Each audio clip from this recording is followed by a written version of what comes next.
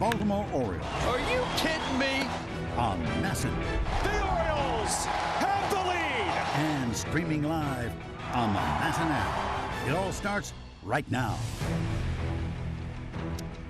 Believe it or not, there are just a dozen games to go in the regular season here in 2023, and game number 151 will take place deep in the heart of Texas. The Orioles, an 8-7 win last night here at Minute Maid Park, and they look to claim another series, this time from the American League West leading Houston Astros. Tuesday evening in Texas, and we say good evening here from Minute Maid Park. Kevin Brown, the Hall of Famer, Jim Palmer, as ever, delighted to be with you. Well, for the Orioles yesterday, it was a game that they looked like they might lose, and you could understand a loss after the emotion, the release, the joy of the celebration, and the walk-off win over Tampa Bay Sunday. The Orioles trailed 7-5 going into the ninth against Ryan Presley, a former All-Star closer. But they did not lose. They came back from a ninth-inning deficit for the second straight game, and once again they were bolstered by Cedric Mullins, their All-Star from a couple of years ago, with the game-winning hit. Mullins had a 3-run home run yesterday after a sacrifice fly to walk off the Rays on Sunday. He's the fifth Oriole since 1974 have back-to-back games with a game-winning RBI in the ninth inning or later. Nothing new in the big moments for Cedric. 340 with runners in scoring position, 352 in close and late situations. The on-base plus slugging well over 1,000, which is elite for Cedric Mullins, who joined Melanie Newman after the game. Yeah, that's huge for the guys in front of me to set me up. It was amazing. Hazy O'Hearn setting the table, gave me an opportunity to come through, was able to. It was Ryan O'Hearn's fifth hit. Austin Hayes, who got on with a single to set that table, indeed, Jim, for Cedric Mullins. And this is a player who's had an up-and-down year in terms of injuries, has taken some time to find his footing back from a couple of injuries, but he is in the groove right now. Yeah, I think if you go back and look at April, it looked like he was going to have one of those 30-30 years. I mean, the only guy in Oriole history to do that. It looked like he's going to steal 30 bases, and then the two leg injuries that you talked about. But if you've seen him play, he is a dynamic offensive and defensive player, and you saw a little bit of that last night. I mean, early on, this is a 1-1 ball game, and right here he comes in, makes the perfect throw. Alvarez tags up, and again, a nice tag by Adley Rutschman.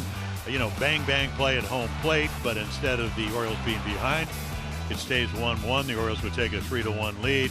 They bring in the All-Star closer, Ryan Presley, after a couple of singles by O'Hearn and Hayes. 3-run home run, and all of a sudden 7-5 is 8-7. What, the second time going into the ninth inning all year long? They're 2-46. You just don't win games against good relievers. And Presley was 30 out of 35. And you know what I was thinking today? I said when they came, talking about Houston, they won 2 out of 3 in Baltimore. How'd they win the first time? Tucker hit a grand slam off of Batista. So the Orioles turned the table last night. Wasn't a grand slam, but a 3-run home run makes the difference. They got 3 outs from Ciano Perez and Yennier Cano in the ninth. There were a lot of big contributors, but we mentioned Ryan O'Hearn's name a couple of times, and with good reason. First 4-hit game of his career, that wasn't enough. How about the first 5-hit game of his career? And he did it on some different pitches and in some different locations. Yeah, 5 different pitches, and two of them, one off the pitcher, Montero, the infield hit, and then he kind of dumps a single off of Verlander. I mean, early on, 2-0. I mean, he's a master of finding holes. Right here is a 2-run single. The Orioles would take the lead. 1-1 becomes 3-1. So again, another great night. Never had a 4-hit game, never had a 5-game hit, and it just started. And as Cedric Mullins said, he kind of sets up that 3-run home run by getting on base after Hayes single to start the ninth inning. Ryan's back in there today at first base, hitting third against young Astros right-hander Hunter Brown. Very talented right-handers. Had an up-and-down season. His first full year in the bigs. Kyle Gibson will go for the Orioles today. They put Jack Flaherty in the bullpen. Brandon Hyde says it's for the short term, but could be longer. They want to see how Flaherty's stuff plays. But hopefully after the bullpen's seen 6 relievers used the last 2 nights, he gets some length out of Kyle Gibson. Yeah, he's certainly capable of one of his better games was a loss, and that was a 1-0 loss. Drew Rahm, who the Orioles had traded for Jack Flaherty, pitched like he was Clayton Kershaw, maybe. Pitched really well for 6 innings, so the Orioles don't score, which is unusual because they're getting over 6 runs a game, for Kyle Gibson. And then the Orioles, second time they've seen Hunter Brown. Gave up 2 home runs in Baltimore in 7 innings, or into the 7th inning. Rutschman and Mountcastle, neither of them playing tonight, so we'll see how the rest of the offense does against a guy that's got a really good young arm. I mean, he's only 24, I guess, or maybe just turned 25, 11 and 11. A lot of innings, more innings, and we've seen this with some of the Orioles starters, more innings than he's ever pitched in the big league level, and we'll see how he does here trying to win his 12th game. You mentioned it, no, Adley Rutschman getting the day off today. He's caught a lot of late. He'll be back in there for the day game tomorrow. Maybe available off the bench. We'll see. There's Kyle Gibson going for win number 15. O's and Stros, game 2 next.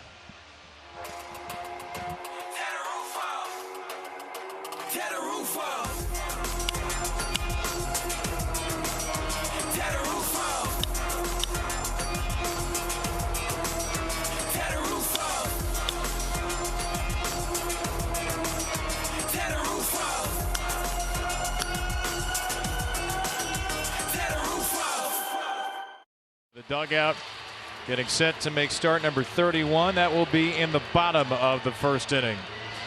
In the top half, the Orioles will send the league's 6th best offense up against a young right-hander, Hunter Brown. 5.1 runs per game for the O's. Put up 8 runs yesterday. Gunnar Henderson scored 3 of those. He's now 6th in the American League in runs scored, up to 7th in slugging percentage. Anthony Santander returns to the lineup after a day off yesterday until a pinch hit appearance. And Heston Kjerstad had 2 hits in his second big league start. He's the DH once more. And that lineup goes for at least for the second time, even though it's not the same lineup going to face Hunter Brown. So there are the numbers. Not a bad ERA, 4 runs a game, 11 and 11. And again, more innings. They usually score a lot of runs, a little bit over 5 runs a game for Kyle Gibson. The Orioles score over 6. So we'll see after an 8-7 game how this plays out. But if you take a look at our StatCast powered by Google Cloud, I mean, he's got a great arm, really good fastball. You know, he's got a slider, curveball, which is one of the pitches. He pitched 5 no-hit innings in his last start. So there they go. I mean, you know, about 50% fastballs, the knuckle curveball and slider. The Orioles hit the 2 home runs, 1 on a knuckle curveball, 1 on a slider. Rutschman led off a home run in the first inning, and then in the 7th, the slider was hit into left field by Mountcastle for the home run. But this kid, I mean, he's got a good arm. And out of Detroit, I thought he was a little bit taller. I had a chance to meet him for the first time yesterday. So he's like, you know, 6'2"-ish. But again, when you throw 95, 96, which is where his fastball is, it can be pretty effective. 25-year-old Brown, 22-year-old Gunnar Henderson. Our matchup to lead off this game. And it's a big one for both teams. The Orioles 2.5 games up on Tampa Bay in the American League East. Rays leading the Angels 2-1 in the 5th inning tonight. Magic number to clinch the division is 9. The Astros 84 and 67. Their division lead still 1.5 over Texas. Seattle won yesterday, and the Mariners are also a game and a half back. So the West and the East are tight down the stretch. And with less than 2 weeks to go in the regular season, here we go at Minute Maid Park. Game 151 for the Birds, 152 for the Astros. 7:10 Central Time, our start. Tuesday, September the 19th, 2023. 70 degrees here in the covered Minute Maid Park, which has a retractable roof over the top of the field on what would otherwise be a sticky September night. Gunnar Henderson saw 6 pitches his first 4 at-bats yesterday, 7 in his last one. And Henderson swinging away for the first time, shoots one foul. A 3-hit night for Gunnar Henderson, and he jumped into a tie for the major league lead here with his 9th triple. Yeah, well, again, I mean, doubles or triples because of the way he comes out of the box. And again, I mean, the difference, especially with less than 2 outs, especially with 1 out, to be able to get all the way to third puts pressure on the defense. They have to change their whole defensive alignment, play the infield in more advantageous. I mean, Orioles got 16 hits last night with 8 runs. The Astros with 7 runs on 10 hits. Brandon Hyde watching on as Henderson checks his swing, and he did not swing at a breaking ball. Hunter Henderson, we saw trying to become the first Oriole to lead the majors in triples since one of your former teammates, Al Bunbury, back in the mid-70s. Yeah, well, the B, it was the Rookie of the Year in '73. Hit 337, 280, I think 280-ish lifetime average, maybe 285. Had a nice career. On a 3-2, Henderson drives one the other way. Chas McCormick, the left fielder, is there. Now take a look at the Astros defense.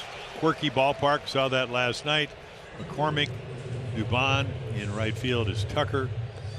And then if you look around, I mean, you got Bregman at third. Pena won the Gold Glove. There are 4 Gold Glovers, not that all are playing. Altuve, Abreu, and then Yainer Diaz, who really is swinging the bat well.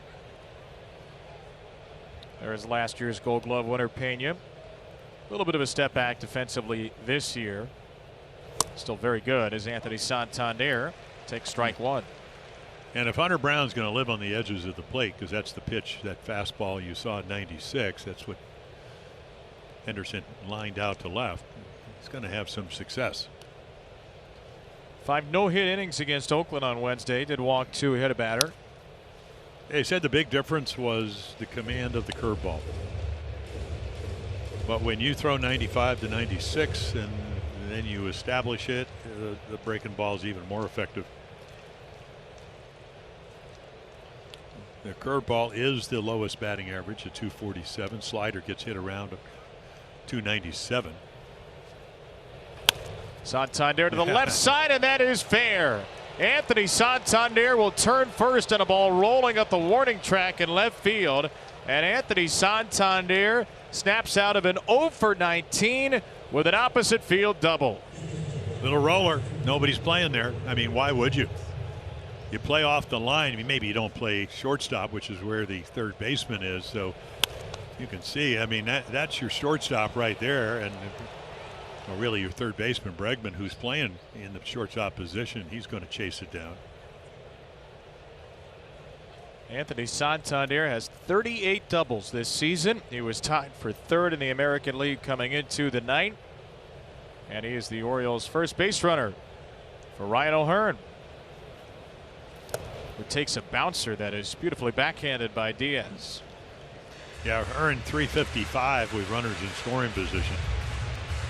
Orioles still lead the world with 287 with runners in scoring position. The number has gone up. Went down against the Cardinals and then zoomed back up against the Rays, and then last night another successful night. I can tell you, Jim, we never want to make ourselves a part of the story, but nobody was more relieved than me yesterday because I asked Ryan O'Hearn about the new batter's eye yesterday. I said, "You ever get bothered by the batter's eye here?" He said, "I never noticed it. Thanks for putting it in my head, though." Yeah. Then he went out and went 5 for 5. So he loves the batter's eye now. There's been some green paint added to the right of the batter's eye. It was added over the weekend. Yeah, just to the left of what the Budweiser sign out there. Yeah, that red paint, the Budweiser sign, was pushed over to the right. And first impressions apparently were good. There were 15 runs on 26 hits in the game yesterday. A 2-1, O'Hearn takes a fastball way out of the zone. Well, just imagine you're a rookie pitcher. You're Hunter Brown, your first year in the big leagues, and then guy at the plate. You got to know his numbers. I mean, you got to know he's hitting over 330 with runners in scoring position. You watched him go 5 for 5. And he's pitching him carefully. Let's see if he throws a hitter's count fastball, and he did. But he's got a good one.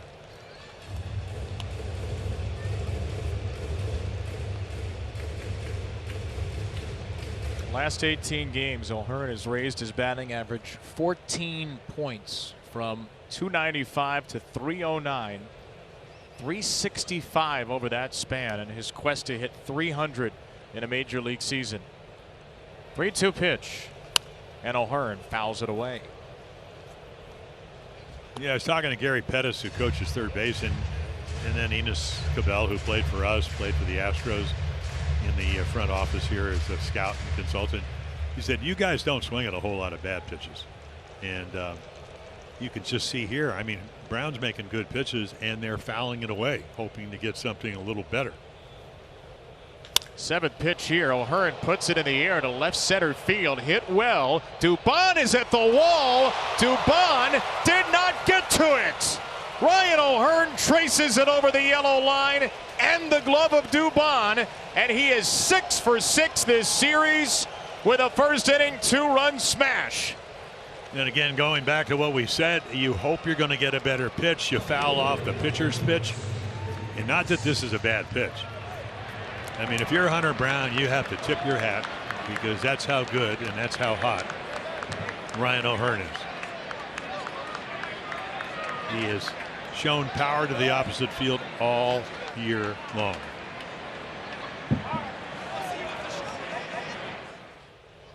The homer hose put to use in the first inning. O'Hearn with his 14th home run. I mean, outside middle. You know, you want to pitch to the middle of the field, farthest place. I mean, Dubon only almost catches this ball, just not tall enough.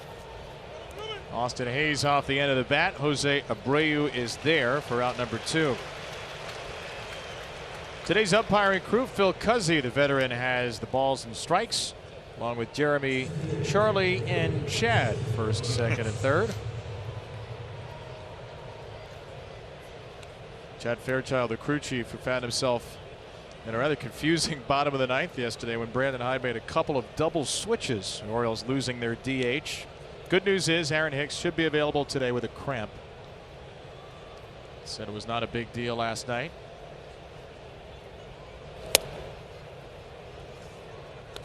Ball 1 to Cedric Mullins. There is Hicks, who should be available off the bench. Suffered a cramp when he was sliding into second base in the top of the ninth inning yesterday.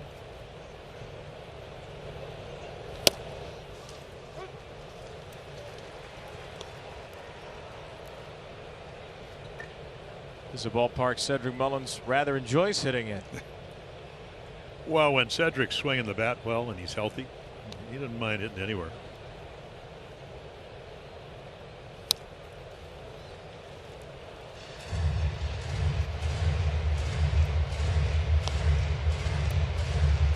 Up to 15 home runs now for Mullins, 17 steals, only 104 games.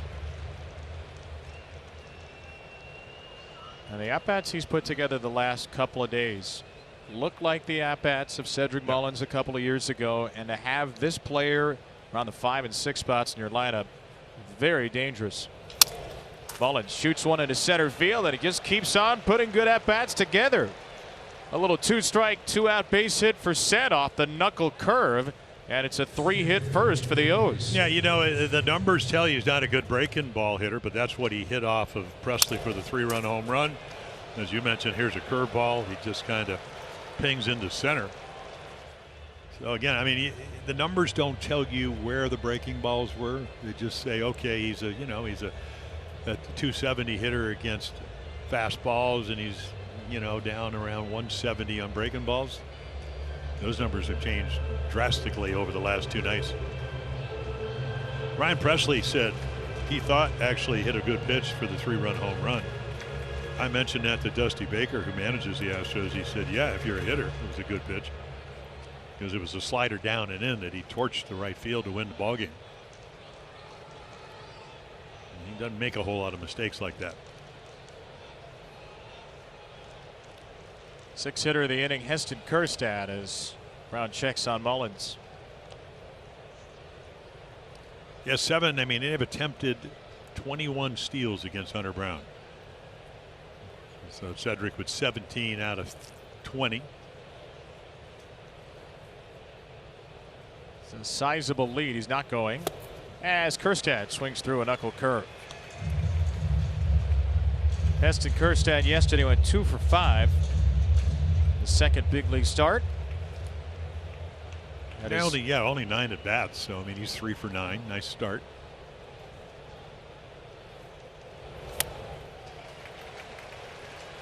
Heard Melanie mention it before the game. Heston had a whole bunch of folks from University of Arkansas in to watch him, including his head coach Dave Van Horn, among others, in for the game yesterday.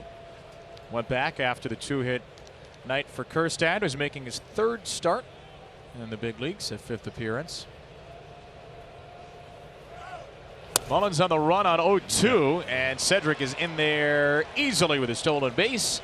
His 18th in 21 tries. Yeah, he picks the perfect pitch to run on. I mean, a couple of breaking balls that Kerstead swings through, so he throws another one, misses low and away, and Diaz makes a nice throw. But the jump, the speed of the pitch, his curveballs are in the low 80s. Easy to steal on that pitch, and there is the 18 still. So base hit will give the Orioles a 3-0 lead. Yeah, a little adjustment there, a little bit better swing at the 4th straight curveball that he's seen.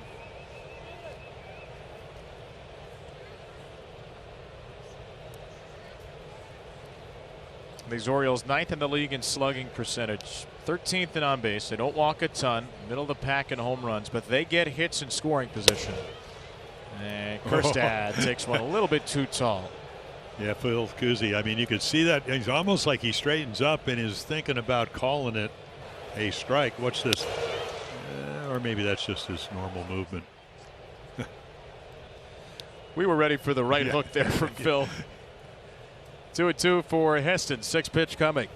Another curveball. This time another swing and miss induced by Brown. Big start though for the Birds, and it's Ryan O'Hearn now 6 for 6 in the series. Yeah, blast. I mean, hit deep to left. The Bond just not tall enough. Orioles up by 2. And a City Connect jersey here in Houston. Once again, a lot of enthusiastic Orioles fans in the stands, and why not? Here's the lineup they'll see for the hometown Houston side, the 5th highest scoring team in the majors. Jose Altuve's really hit the Orioles well this year. Yordan Alvarez has hit everybody well, 25 straight on base for the Houston DH, batting 3rd. Yeah, Kyle Gibson trying to win his 15th game. Already won. I mean, 14 is the most wins that he's ever had in his career. So at least when he does pitch, the Orioles score not in his last game because he lost 1-0, but they score over 6 runs a game. Always nice to get a 2-0 lead before you even toe the rubber. Gibson starts the game with ball 1 to Jose Altuve. So what? He hit the first pitch for a double, then later on that was on a high fastball, almost homered to left field, and then doubled on a breaking ball later.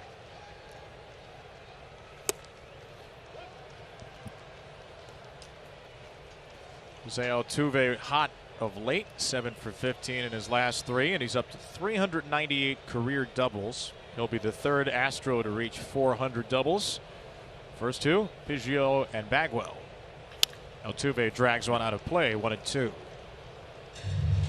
It's a Houston team that is very good offensively, 4th in average, 4th in on base, 6th in slugging, and they do a little bit of everything well.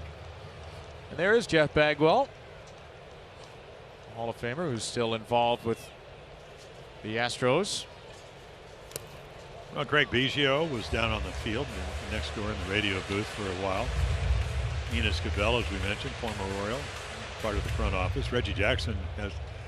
I've not seen him, but I hear he's somewhere in the state of Texas. There is Biggio. I think that is Dana Brown to his left. Astro general manager took over. Long-time scout and comes out of a lot of organizations, but recently Atlanta. A couple of the killer bees, Bagwell and Biggio, led the Astros to the 2005 World Series, their first pennant. Altuve drills one deep into left field. This ball in the corner. Hayes chasing it back, and it's off the wall. And it's going to be double number 399 for Jose Altuve. Yeah, Biggio with 668. Bagwell, who we just saw, with 488. Again, you just can't make a mistake. He's such a good hitter. You could see, I mean, you could just see him whip the bat head through the strike zone. So again, he's able to pull it. Nobody plays there. I mean, if it's the left field, it's probably catchable. But that's where he hit the breaking ball for a double last night. Here's Alex Bregman now. And Bregman is aggressive. First pitch grounded to Gunnar Henderson, who gets the out at first.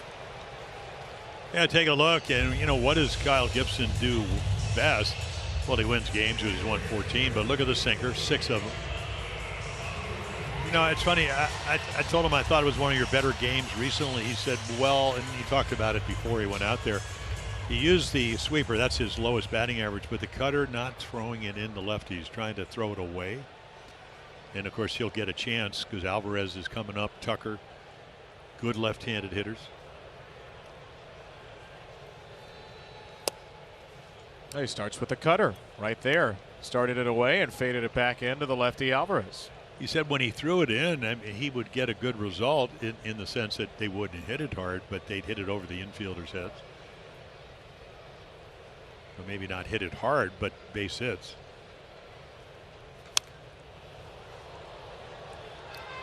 Two strikes on the Astro DH Alvarez. This is a very pressurized at bat for him because he's hitting 400 runners in scoring position. And if he doesn't get a hit, that average will dip under 400 for the first time this year. Well, maybe not the first time, but in months. Yeah, he's the Ted Williams of runners in scoring position, Alvarez.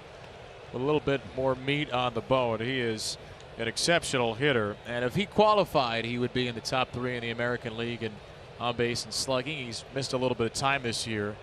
But there are the runner in scoring position numbers. And by the way, the next guy in the lineup is 4th on that list.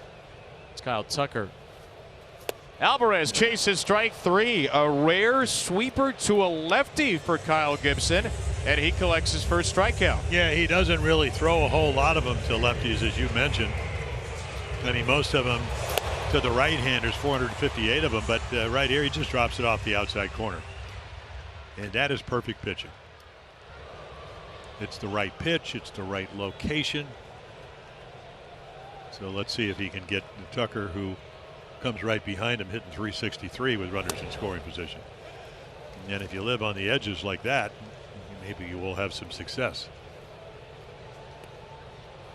That has been Kyle Gibson's best strikeout pitch this year by far, that sweeper, but not often against a lefty. Only throws it 4% of the time to left-handed batters. In the dirt, blocked by McCann. 1-1 for the American League RBI leader Tucker. Added 1 in the first inning yesterday. Well, it's nice to be a veteran pitcher that has 6 pitches. And we saw it even with John Means. Came out of last night's start very well. 1 run in 5 innings. The Orioles bullpen gave up 6 runs, so not a good night for them, but threw a lot more changeups to lefties. And there's that cutter we talked about, trying to hit the outside. And you need to change your pitches. You need to be unpredictable when you face good lineups. And as you mentioned, the 5th best scoring team in the American League.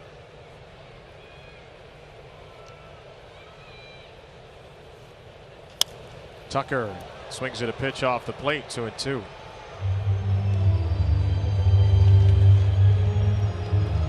I know it's hard to read into one swing, but is that the kind of swing that's set up by the threat of the cutter coming over the back door? Well, I think that was just a fastball right on the corner. This kid, and we've seen him do it, can hit pretty much any pitch to throw. There's another curveball that he tries to, same pitch he threw to Alvarez. I thought he had a slow bat, and not that he's hit 30 home runs his last 2 years. If he gets hot, he could do that again. But when I saw him take 100 after a 9 or 10 pitch at bat against Batista and hit the grand slam, my whole perspective as a former pitcher against a guy, he can catch up with a heater. He's exactly what you want out of a #1 draft choice. On 3-2, Tucker sends a high fly ball into right, and the bat speed is pretty good there. Got a 3-2 cutter, crushed it. And Tucker matches O'Hearn's 2-run homer in the first inning with one of his own to tie the game. Well, this is exactly what Kyle Gibson didn't want to do, throw a cutter in the middle of the plate. And off the bat, the game's tied. He hit it that hard. Target away, pitch in. Similar to the one that Mullins hit for the 3-run home run last night to win it for the Orioles.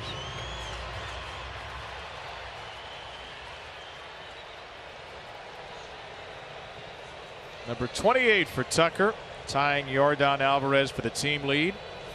And 2 extra base hits in the first inning put Houston back on even footing.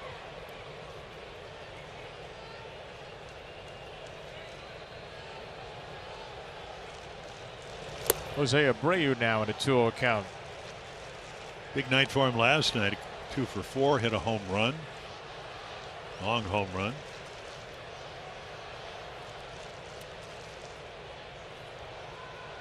Showed off the power we saw for years on the south side of Chicago.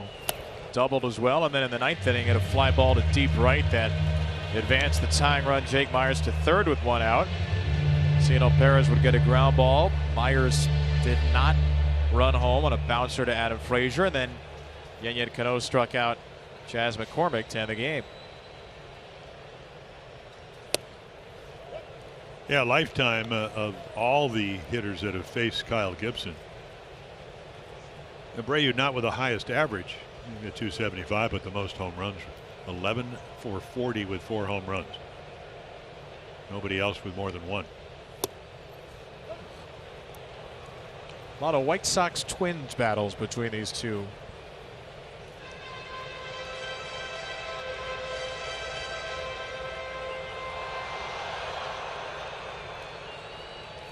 Well, they gave him a 3-year deal for about almost $59 million after he had signed a 6-year deal with the White Sox. And Abreu strikes out swinging at a sinker. So 2 strikeouts in the first for Gibson, but 2 runs in the first on a Tucker home run.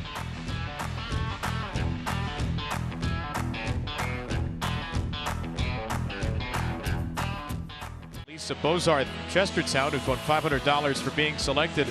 $500 more for every Orioles home run hit tonight. And I got good news for you, Lisa. You've already won another $500, courtesy of Brian O'Hearn. Play Fast Play Home Run Riches Bases Loaded Progressive Ticket for a chance to win cash instantly. Play fast, win fast at any MD Lottery retailer. 2 2-run home runs tonight. Kyle Tucker had the latter, and this game is tied after 1. Adam Frazier takes a strike from Hunter Brown, who threw 28 pitches in a long first inning. Frazier career high 13 home runs, 60 driven in. Been a while since his last homer, July the 30th, which was 35 games ago. It just seems that he keeps, as he did the other day against the Rays with a double right down the line. Now, you talked about how excited Ben McDonald got because it tied the game. Hayes had singled. A lot of clutch hits. Brown snatches a ground ball right back to him. Birdland, come join us next weekend at Camden Yards. It is Fan Appreciation Weekend as the Orioles close the regular season with the Boston Red Sox. Enjoy pregame activities, music, giveaways, and more all weekend long for a special weekend of Orioles baseball. Buy your tickets today at Orioles.com/tickets. Get to salute the Orioles one more time. Games 159 through 162. And then we play on to the postseason. Will the Orioles be there as the division champs or as a wild card? That's the question left. They have 12 games to go, and the magic number is 9, a combination of 9 wins plus Tampa Bay losses. Right now, the Rays leading the Angels 2-1, and the game is at Tropicana Field in the bottom of the 7th. So a close one. And then, of course, the news coming out of Anaheim, California. Shohei Ohtani had Tommy John surgery today. Wish him well. We do indeed, and the word from his agent Nez Bolello is that Ohtani is expected to hit full-time next year, but he will not pitch until 2025. Well, you saw Bryce Harper come back. He had it in November, came back in May. Took him a while to regain the home run power. I think he won 144 bats without a home run, but was able to play. Played some first, DH. It is going to be an interesting winter to see how many teams are willing to spend a lot of money on somebody, because the revisions, the second time you have Tommy John, the success rate, and hopefully this is not the case, not as high. There's a good curveball. Perfect curveball. This is the pitch you talked about, the 5 no-hit innings in his last start against Oakland. He said he had the curveball going. You can see the James McCann gets the foot down, just trying to wait, and then just can't handle the spin. 2 strikeouts for Brown, and now Jorge Mateo. Mateo takes the first pitch out the other way, and Kyle Tucker is there. So a 1-2-3 inning for Brown. Kyle Gibson back out for the second when we return. The number is 5.5. The under the favorite at -165. Download the DraftKings Sportsbook app, and new customers can bet $5 and get $200 in bonus bets instantly. Use promo code DIAMOND when you sign up.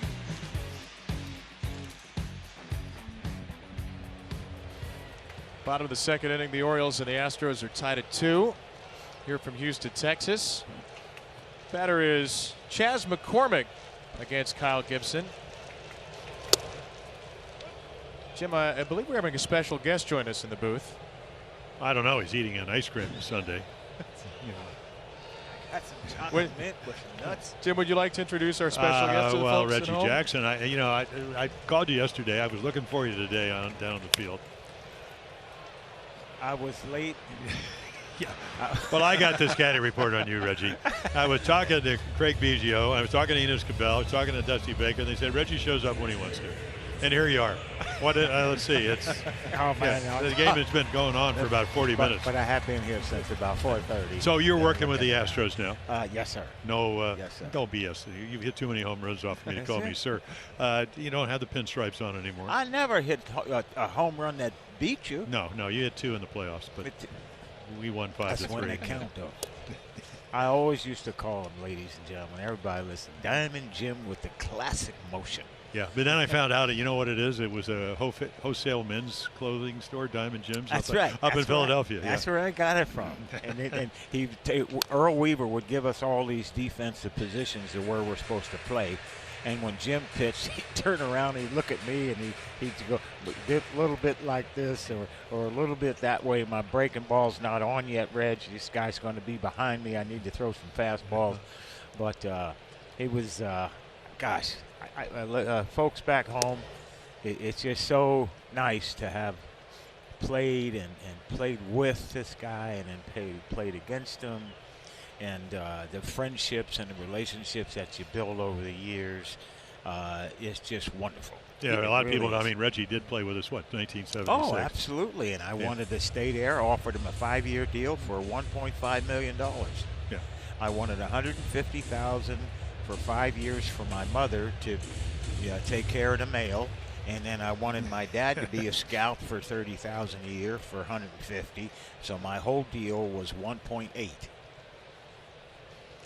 That was, of course, we didn't predict the future. Exactly.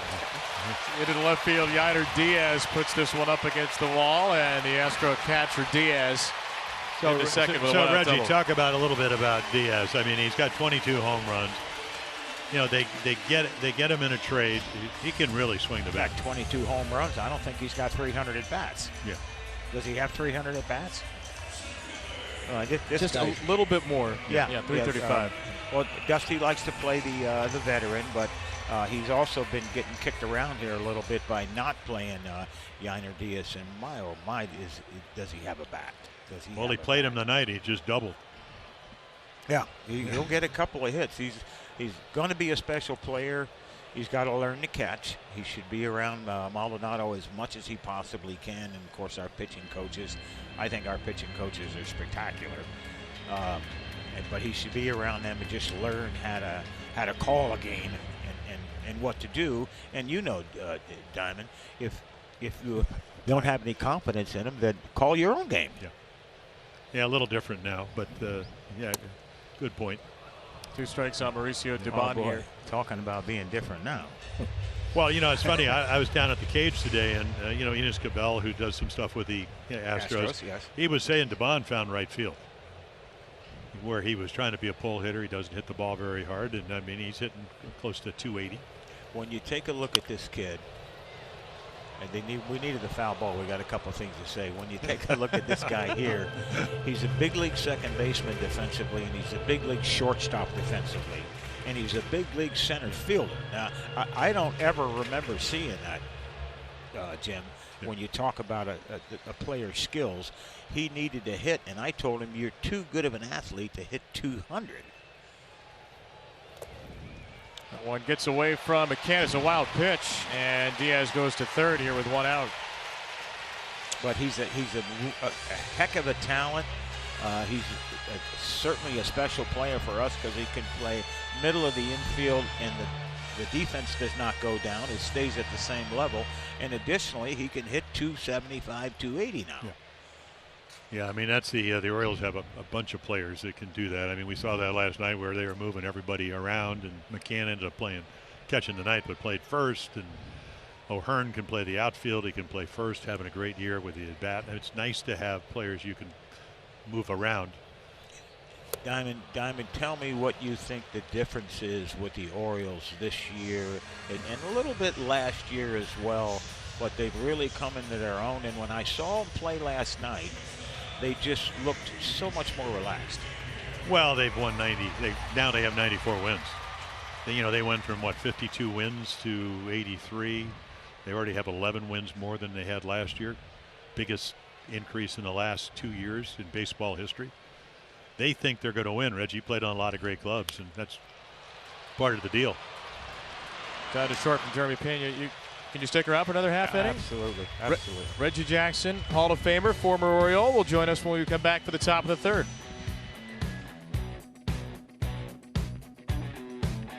Masson brought to you by PNC Bank, helping to make a difference. And by American Standard Air. Find your local independent American Standard Air dealer at MidAtlanticComfort.com. A couple of Oriole Hall of Famers here up in the booth. Jim Palmer, Reggie Jackson, who works for the Astros, is with us as well. And you two were teammates in 1976 with the O's. Now you're here working for the Astros. And you were talking before we went to break about you had a chance to see this Orioles team for the first time last night. I'm curious what else impressed you, and you've been around so many wonderful teams. What was it about last night's game? What I noticed about them last night is when they took the field, when they were behind, they still had an easy cadence about them. They were comfortable. They weren't nervous. You could see the confidence in the team. They've had 48 games where they've come from behind to win. Wow. They're 28 and 14 in one-run games. One of those years where, and you played on 3 consecutive World Championships with the A's, and then how many? 2 more with the Yankees, and I know I'm probably missing a few more. Yeah. So you know about good teams and good players, and the good teams go out there. They're going to figure out a way to win. They figure a way to win because they expect to win. Yeah, I've been very fortunate. I was with the Jeter crew. They were in 7 World Series, won 5, and I now came here. We've been in 2 World Series. We won 1. I've been to 14 World Series and got 11 rings. Where do you put them all? Well, you got multiple houses. It's funny. I first met Reggie. I was going to the ballpark. I think I was 19 or 20, and I see this African-American kid walking down by, God, I'm trying to think of one of the parks where Pam Shriver used to play tennis. No. In Baltimore. Park? Baltimore. Swan Park. And then I see this Arizona State Sun Bowl, and I pull over, and I go, Arizona State? He goes, yeah. I said, where are you going? He goes, going to work out at Memorial Stadium. You were playing for Johnny's or something. That's right. And I go, well, get in the car, because I'm going to the ballpark. And that's how I met Reggie. Yeah. I must have been, we're similar ages, but I had to be 19 or 20. And then the rest is history. Yeah, it was fun. It was fun. 2 strikes on Henderson here, to ground ball to second base from Gunnar. Altuve's there to throw him out. So 76, you guys are teammates for 1 year with Baltimore. At times, Kevin, when I remember facing Jack Morris or Nolan Ryan, Denny McLean, Jim Palmer, and they'd look at me and they know they were going to see me in the 9th. Okay, I'm sitting in the on-deck circle, and I wish you could need to get a shot here for me. on me when you get a chance. Put the camera on me, and I'll show you. Look at you joining the booth. You're directing the I'll show you what a broadcast. guy. Jim would be on the mound, and he knew he had to see me. Here you go. I'm There you in the go. on deck circle, and I'm the last out. And he'd go, and stand up here. He'd go, me and you, buddy. Me and you. And it was so great, you know. So In the right field, that ball will fall, and a base hit for Santa there in front of Kyle Tucker. So Anthony, a little roller to left for a double, and then a little jam shot for a single. You never got jammed in all the years you played, did you? Oh yes, you do. You get jammed, but you realize that when you get on first base and you got a base hit, it looks like a line drive the next day. Jim, what was it like facing Reggie? Well, you told me I pitched like there was a little rectangular up and away. On me. Yeah, well, that's what you said. And then, well, I ended up pitching an afternoon game at Yankee Stadium, and Bunsen didn't play. Maybe Bobby Bonds didn't play, and I walked Reggie 3 times because I wanted to win. Why would I pitch? There's a base hit for O'Hearn. He's now 7 for 7 in the series, Ryan O'Hearn. I know Jimmy pitched a no-hitter against us in Baltimore, and I got 3 walks. And he said, Yeah, pitch a no-hitter, I ain't going to let you get one. I mean, am I going to pitch to you or Larry Haney? Come on. And nothing against Larry, because he started his career in the Orioles. But I looked on deck, I go, not pitching to Reggie, not with a no-hitter on the line. So you've seen a lot. You saw it when you were part of the organization. You saw the Astros, win the World Series. They've been in 4 of the last 6 World Series. Yes. When you see a team like the Orioles, what's it going to take for a young team? And you played on the young Oakland team to go all the way. I mean, it's a combination of things. There's obviously luck maybe in there. Big guys having Mr. October, Gene Tennis having one of those great World Series when you were with the A's. I've always felt that you have to have good pitching and timely hitting, but the good pitching is what really needs to be. You have to have guys come out of the bullpen and be able to shut people down, and whether you have a Raleigh Fingers or whether you have a Pressey like we have, or the great, unbelievable Mariano Rivera, there's always the pitching for me. In the left, Austin Hayes toward the Crawford boxes and gone. That ball powered out of here by Hayes. 3-run home run. The Orioles take a 5-2 lead. Eddie, Reggie, I'm going to let you describe what you used to do on a hanging curveball, because that's what Hayes just did. Well, it's like somebody throwing you a mattress ball. You just lay on it. Well said, because that's what he just did. And the Orioles up by 3. Well, you got that little short porch over there, too. It's a ballpark that's an outstanding. Where's the cough button? The red one, you've got it. You nailed it. You're a TV natural. You're calling for shots, hitting the cough button. But, little ballpark like this, man, you hit 50 here, Diamond. Cedric Mullins back up the middle, somehow avoided Brown, and Jeremy Pena flags it down. Oh. Now I just heard in my ear, 104 off the bat. Yeah, but here's the hanging curveball to Austin Hayes, and just it's the perfect. What did Joe Garagio used to call it? The room service curveball. That's it. Just kind of lays there, and the Orioles hit 2 home runs off of Brown in Baltimore. One a slider, one a curveball. Rutschman did it in the first. Oof. And if you're a hitter, you love those 3-run home runs. We used to call them the Earl Weavers. The Weavers. That's the Earl Weavers. Yeah. The 3-run homer. I got to say hello to my sister, Dolores. She's above 80. Above 80. I'm just going to leave it at above 80. But she's such a sweet person, such a wonderful human being. And I know she's watching the game tonight. The only problem I have with her, I know she's rooting for the O's.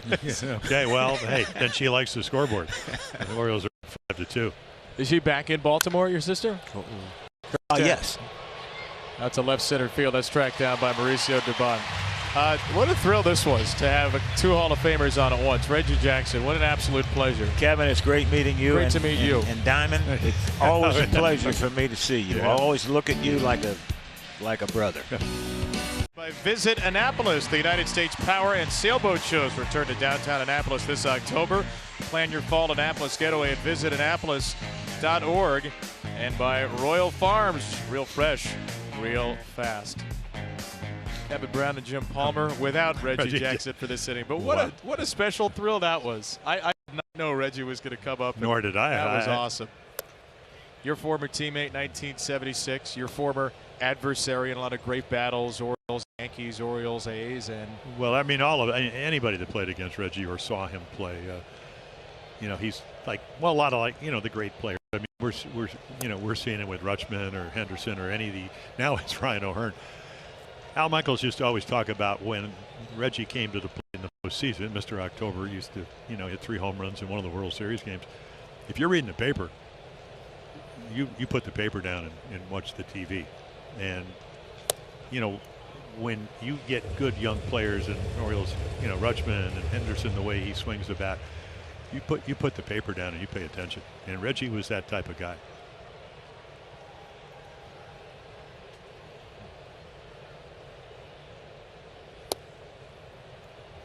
Wow.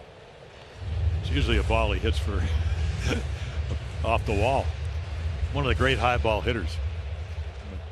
Kyle Gibson does not get that high pitch. Jose Altuve, who may well he one better day throw it or he's going to. No, he just started in time. Altuve down the line left. Just going to say he may well one day join you and Reggie in Cooperstown. He has those kind of credentials right now, Jose Altuve. Well, batting average, 3 batting titles, MVP, only 33. As you mentioned, 399 doubles.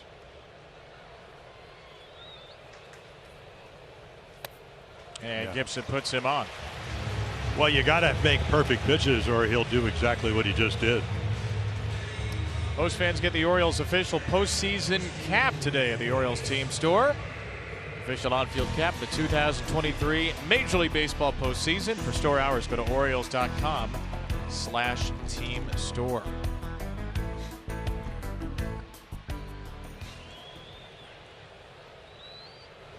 One thing I wanted to ask, but we ran out of time, was what do you think of the Reggie bar? The Reggie bar? The Reggie bar, yeah. I mean, I saw it up on the end of the day. Have you had the Reggie bar? Oh, yeah. I mean, it was like chocolate with nougat, whatever. I don't know they're still making it, but Reggie may still have some in his trunk. Just go it's funny, trunk of Reggie's car. He's got cases of Reggie bars. Reggie talked about, at the Orioles, he told him he would sign for a lot less money than he got with the Yankees. And the Orioles just did not have foresight. It was the first year of free agency. Of course, we had traded Mike Torres, who had won 20 games, and Don Baylor, 2 really good players. And Earl Weaver said Baylor will be an MVP, and he was 3 years later. Skips away from McCann. Altuve with an aggressive send. Yeah. He's out. What a tag that was, too, by Frazier. How about that connection from McCann to Frazier? Hey, a little breaking ball. You keep it in front of you, and then you pounce on it. Watch this. Great angle right here. And then the perfect throw. I mean, right into the sliding Altuve. I mean, there's your throw. There's your tag. I believe they're not going to challenge it. That's a big play when you get the leadoff runner on and you have a 5-2 lead. You want to shut down inning. Gibson back out of the windup now. Alex Bregman takes ball 2. James McCann won't receive any most valuable Oriole votes, but as maybe one of the most unsung Orioles, he has delivered defensively. He's had a great second half at the plate. Well, look at the target, Kevin. I mean, he just presents the glove to the pitcher. And when you have a veteran, you can't do anything but make Adley Rutschman as good as he is even better. 359 in the month of August. So he had a great year, a great month with the bat. High fly into left from Bregman. Austin Hayes hit a home run there at the top of the inning, and he watches a home run sail over his head in the bottom. Well, what did Reggie say about the short porch? I mean, Bregman's got 24 now. Altuve would have over 20 if he hadn't broken his thumb in the World Baseball Classic and then a an oblique injury that put him on the IL for about 5 weeks. There's a little cutter, slider, something other than the fastball, and he hammers it. So all 3 runs on via the home run.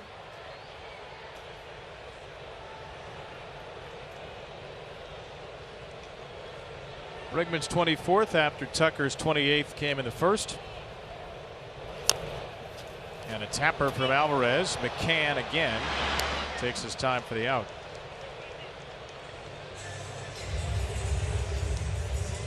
Well, home runs have been an issue for Gibson of late. He's allowed 10 home runs now in his last 6 starts. He had allowed only 13 in his first 25 starts. You know, I asked him about that. You know, he's a sinker baller. He had a great sinker, but they didn't score any runs for him, so he loses 1-0 to the Cardinals. But he feels that a lot of it has to do with pitch selection.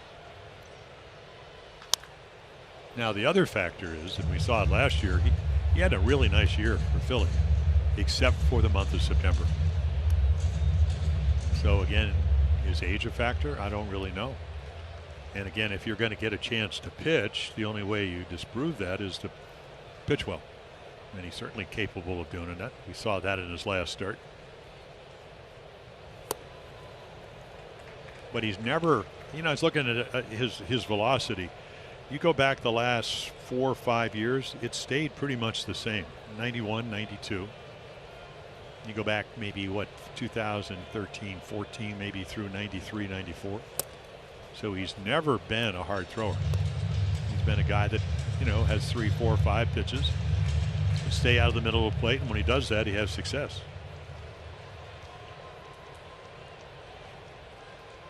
Tucker a home run off a cutter in the first inning. 2-2 for him here. Well, Kyle Tucker's a tough out because he can hit the ball to all fields. We saw him pull the ball. That was because the cutter's a little bit slower than his fastball. But opposite field power, and that's how you hit 30 home runs back-to-back years. Tucker, left center field. He hit it well again to the opposite side this time. Mullins is there, though, with just enough room. Tucker flies out to deep left center. The Astros get one back. It's a 5-3 game.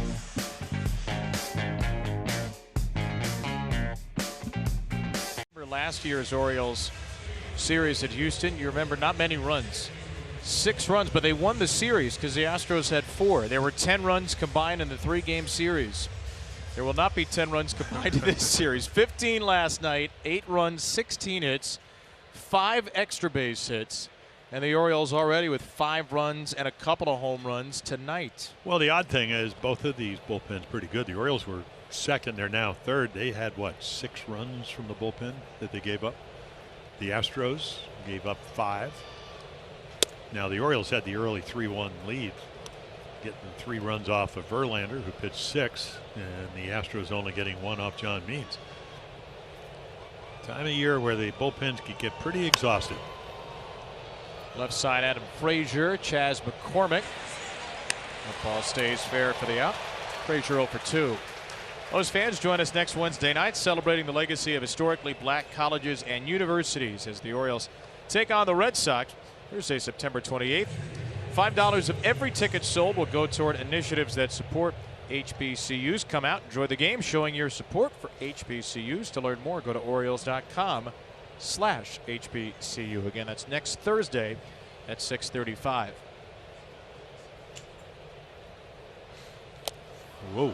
Up and into James McCann, shaking his left hand, looking back at Phil Cuzzy, and James McCann will take first after a hit by pitch.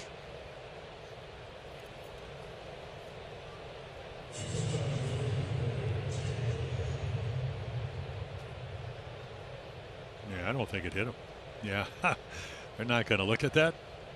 Dusty Baker was looking back at his dugout to see if they wanted to challenge it, and they decide not to. Well, this is a great acting job. Did play with the Mets, so maybe a little Broadway. I just I didn't look like it hit him, but he's at first. They didn't challenge the play at home. Maybe they wouldn't have changed it anyway last night, but it was a pretty important play. You're only as good if you're a manager as your video guys. So if they say no, you don't challenge.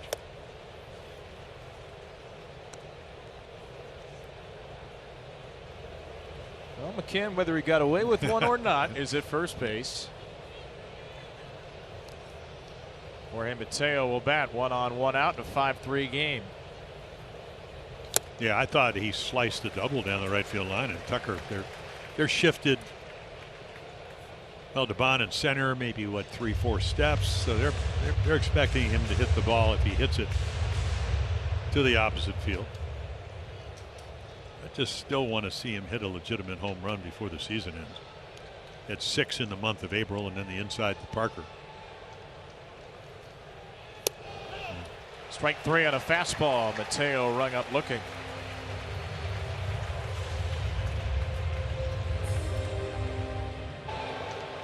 What do you do best? Fastball away.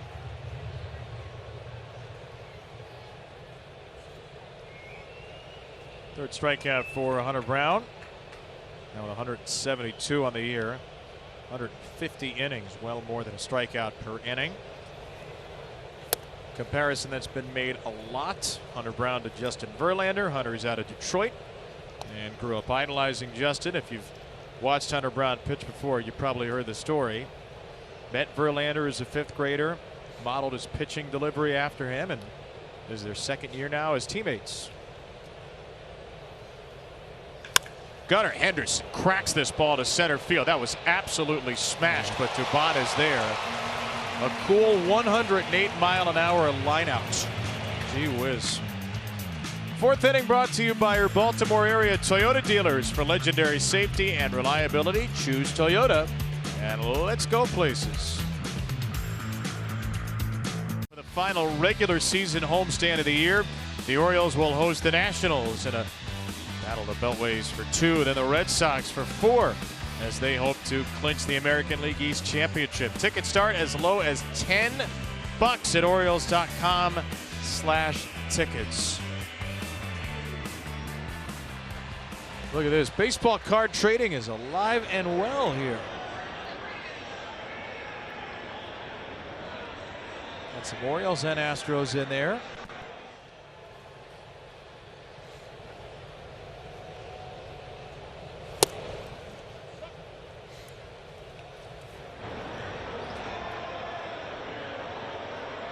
He's wearing the Austin Hayes t-shirt. If your card's in there, Jim, Well, maybe you could sign it. yeah, I signed some down behind home plate today when asked. You also signed a ball for a guy who was standing under a booth for about 10 minutes looking up, hoping you would. Well, I notice didn't him. know. I didn't see him. I He finally didn't. saw this. He just forehead. stood there. He was, if he was trying to get your attention, he didn't do a great job of it. 2-1 for Jose. Well, that's the Abreu. one thing. I mean, you can actually, get autographs here, and like if the broadcast booths were the press box in Baltimore, you could do the same thing. And that's the way this one is, a little bit lower. Or at least it seems like it's a little lower. The fans are a little closer. Yeah. We will, during the 7th inning stretch, the tradition here is the broadcasters have baskets of Cracker Jacks and peanuts, throw them down to the fans below.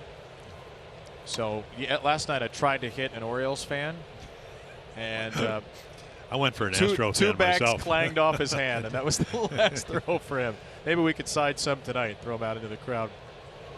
2-2. Yeah. Abreu just gets a piece. Oh, and he hit McCann too, who goes down instantly. Oh, you have a bad feeling about where this one ended up.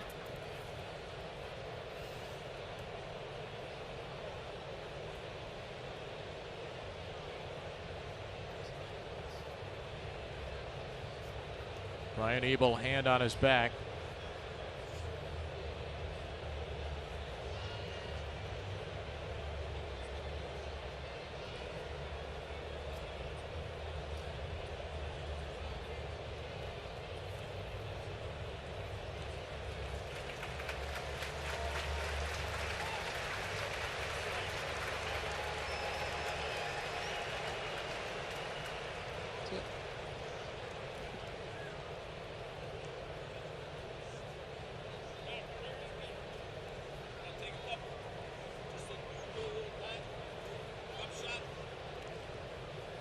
tonight. Looks like James can laugh it off. Well, I don't know if he's laughing it off, but he is smiling. Yeah. That's about the extent of it. Supposedly hitting the hand at the top of the inning and hit somewhere here. Back in a familiar squat for 2-2. Jose Abreu leading off the Houston fourth. Struck out on a sinker his first time. And Abreu strikes out on a sweeper, his second. Yeah, again, I mean, the sweeper, as we've mentioned, they're only hitting 148 against it. And again, the angle when you're 6'6", which is what Kyle Gibson is, it probably starts on the inside corner and sweeps right to that outside corner.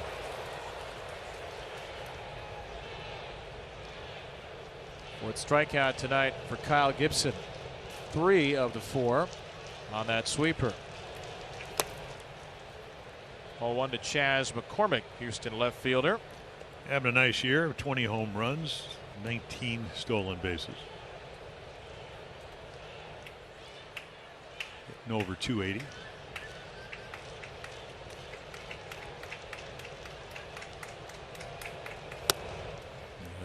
Wow. You want that pitch.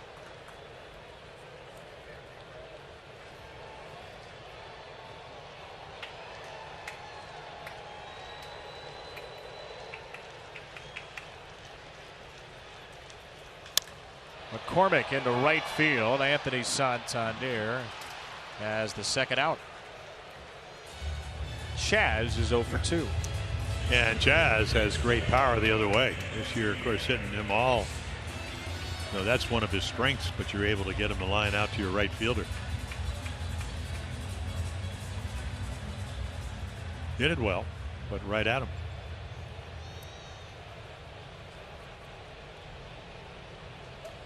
Two down for Yainer Diaz.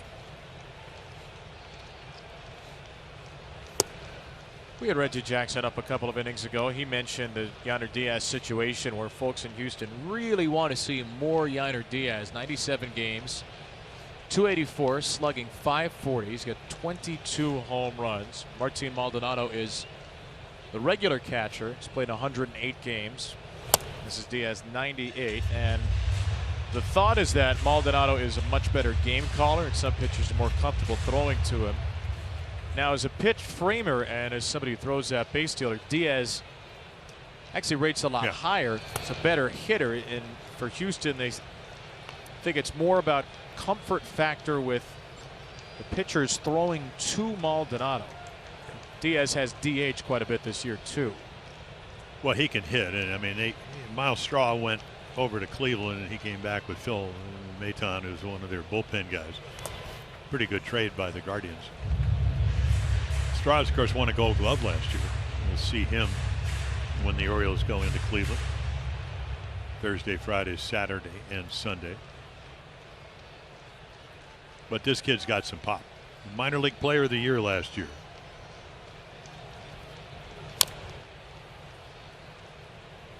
.25 home runs, almost drove in 100 runs, hit over 300. Over 20 doubles, 4 triples.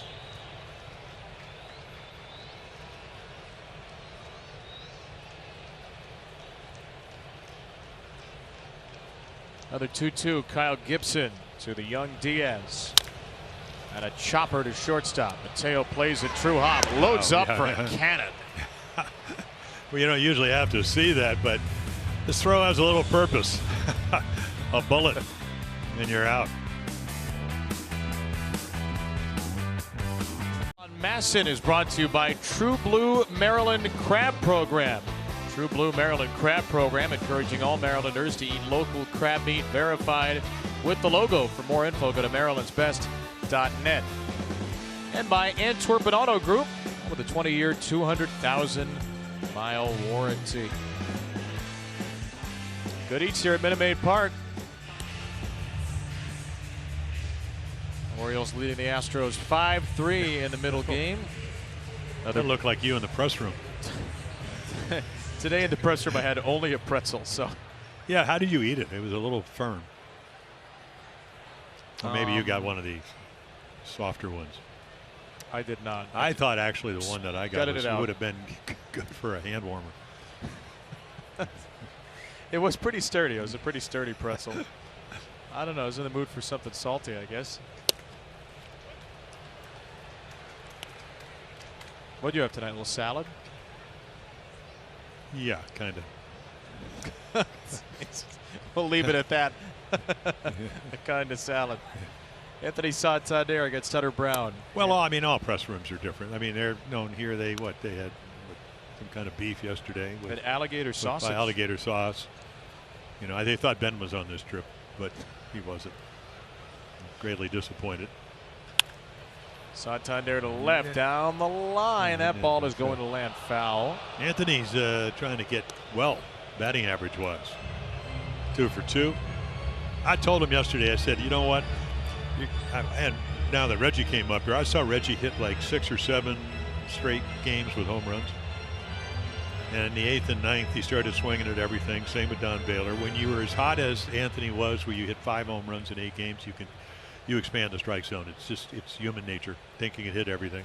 I said, just try to make him throw the ball over. And he strikes out there, expanded against Brown for a strikeout. But that's what happens when you get to 2 strikes. I mean, it's what you do before you get to 2 strikes, which is a lot of times the difference between hitting well and not. And I think the other factor, and you and Ben talked about it, is if he gets hot enough, if he hits enough home runs, he'll get to 30. Last year, 33, most of any switch hitter in baseball. So you press a little bit, try to make it happen. Ryan O'Hearn batting. Time for tonight's Nissan StatCast feature. We make cars that thrill. Experience the thrill for yourself today. Shop NissanUSA.com. There's the opposite field home run in the first for Ryan O'Hearn, who is 2 for 2. He is now 7 for his last 7. He's the first Oriole with 7 straight plate appearances with a hit since Cedric Mullins, June of 2021. He did it in 9 straight. And O'Hearn is up to 314 right now.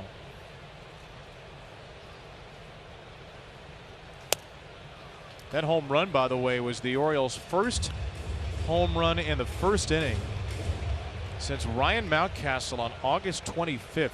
It had been 94 first inning plate appearances between home runs. Well, he'd like to do it here in the 5th, too. Got the hitters count.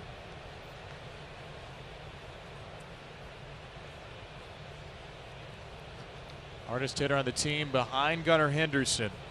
7 straight plate appearances with a hit. And O'Hearn check swings on a knuckle curve. And you can see why Hunter Brown, I mean, he's been hurt by the home run. 2-run home run to O'Hearn, 3-run home run on a hanging curveball to Austin Hayes. But stuff-wise, for a pitcher in his first year, you'll like his stuff.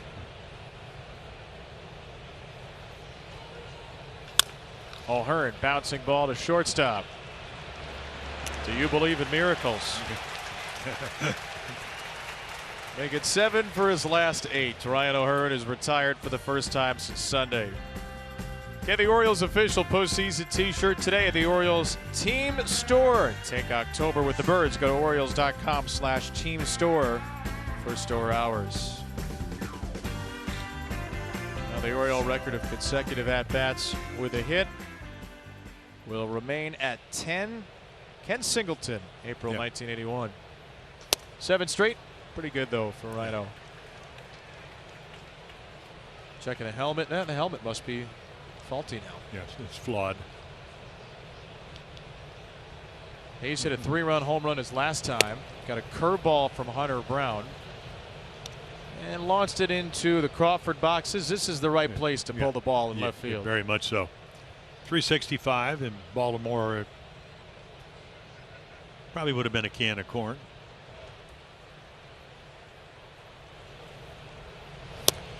Hunter Brown's curveball is usually pretty good, but he has been really hurt by his breaking pitches with runners in scoring position this year. He's got the 2nd worst batting average in the majors. breaking balls, runners in scoring position. That's 375. And he got a Ball's fastball outside. there. Phil, come on.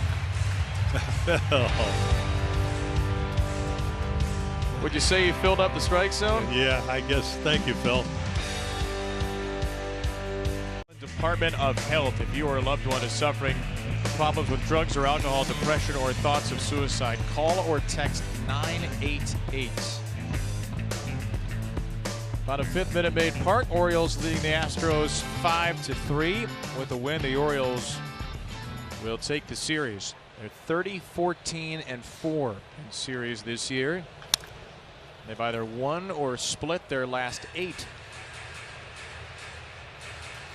It's Mauricio Dubon leading off against Kyle Gibson here in the bottom of the 5th. Orioles now 2 games up in the American League East. Dubon shatters his bat. Better hurry. Grounded to short. Whoa, look out. And it goes into the. Well, that's what speed does. He hits it off the end of the bat, so the ball actually slows down, and again, you're playing up the middle, so you have to go to your right. You're going to see, I mean, right here, he's got to go to his right, and he's got to hurry. Look how quick the Bond gets down, and then you make a bad throw. Slow down to win, hurry to lose. Heard it in my rookie year from Bertie Kevitz, who was managing Cleveland. Former catcher.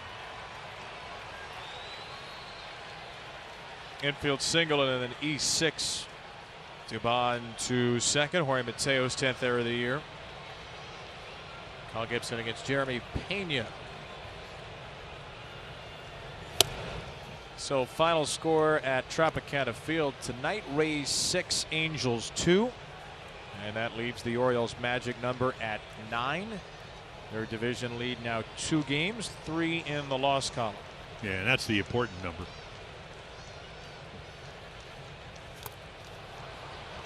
Some news today by the Rays.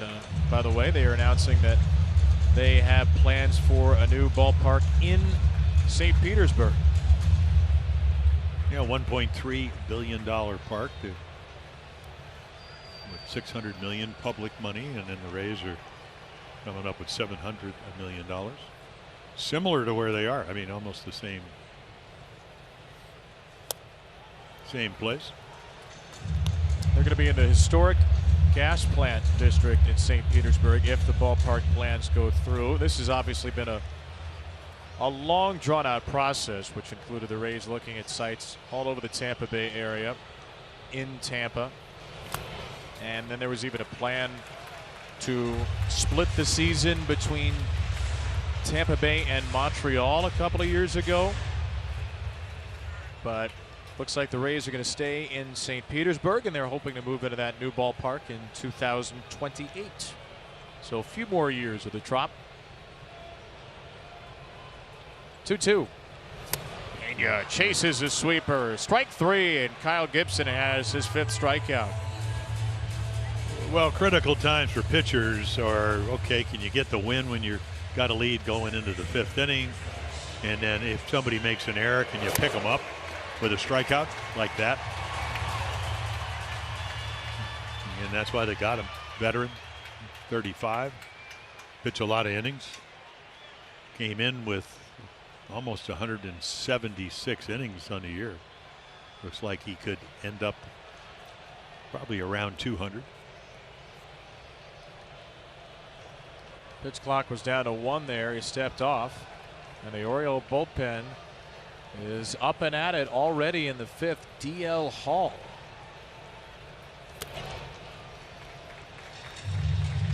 This is the 12th consecutive day with a game for the Orioles. 12 of 17 straight without a day off. Their bullpen has been beaten down the last couple of games. They've won both of them, but they've had to pay a price. 6 relievers in each game. Altuve pulls one to third. Henderson goes back to second. Oh, what a smart play by Henderson.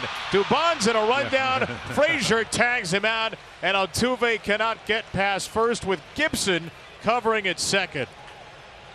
Yeah, the rule is, you know, unless the ball's hit to your left, you don't go from second to third. But if it's hit in front of you, right here, and you can take a look. I don't know what he's thinking, but Gunnar Henderson's thinking the right thing, and then Frazier can run a little bit, and then heads up play. You don't. Altuve does not get to advance. But this is your lead runner. This is the 4th run. So you race him, and then you keep Altuve, who can steal bases. Got 13 steals, been caught twice. And James McCann's going to go out and have a little talk. You know, the question, so everybody comes out to the mound. It's kind of that's what they used to do. We never did that, but the National League teams used to always do that. But then you talk into your glove. Can they really hear each other? That's a good question. Yeah. Especially over the Jeopardy music. Who is Chris Holtz? Yeah. Oriole pitching coach. Sorry, I just answer in the form of a question sometimes when I hear the Jeopardy music. The guy talking into his hand. Were you ever on Celebrity Jeopardy? No. I think you would have done well. I really do. I don't. I think you'd still do well. Is it still on the air? Yeah. I believe Mayim Bialik hosts it now. Who? Mayim Bialik from the Big Bang Theory. Oh, okay. Whatever you say. She's the host of Celebrity Jeopardy. That's what I'm saying. Okay, I understand that. Yeah. Ken Jennings hosts the regular show. I'm still living in the world of what's my line, which you have no idea. I know whose line is it anyway. In the dirt, 2-0 for James McCann. Yeah, Bregman last time up hit a cutter after grounding out to third the first time. And of course, if you pitch around him with a 2-run lead, you got Alvarez, who's came into the game hitting 400 with runners in scoring position and close it in on 30 home runs.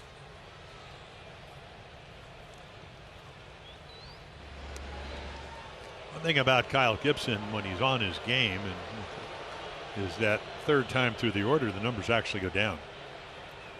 And I think that's when he's on his game, he's able to sink the ball. Because Bregman's a real good high ball hitter.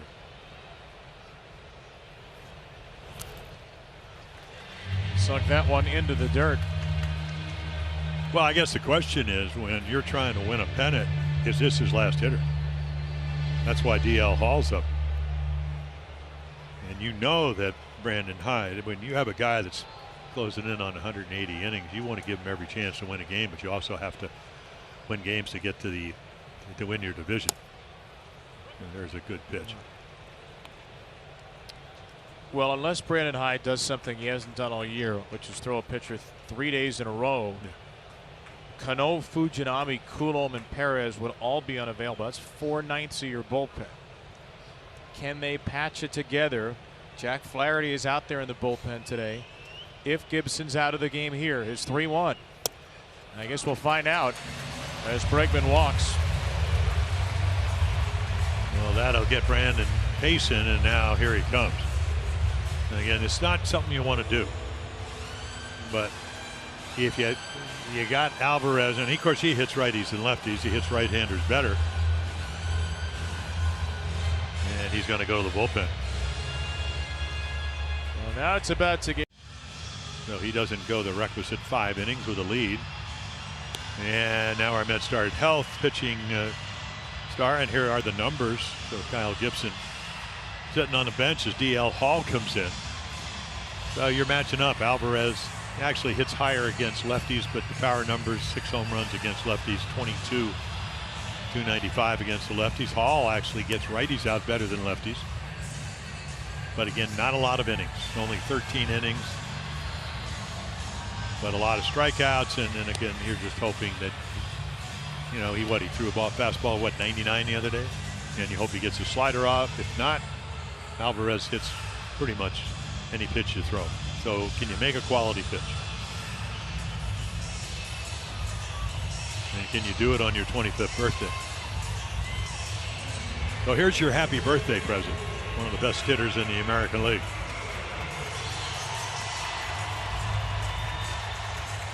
You got to lose a lot of wrapping paper to bundle Yordan Alvarez up. 6'5", left-handed batter. Go ahead run. 2 out, 2 on in the 5th. Strike one. Well, that'll work. Start. 90 on the corner. You know, you think back last year, against Seattle, home runs, game 1, game 2. They bring Robbie Ray in. He hits a 3-run home run to win that game. And there's the good fastball at 98.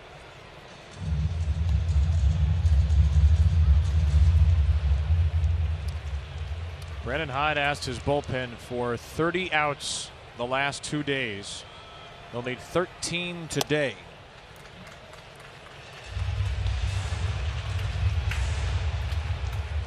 The relievers that have not pitched back-to-back days are Hall, Jorge Lopez, Jacob Webb, Mike Baumann, and now Jack Flaherty.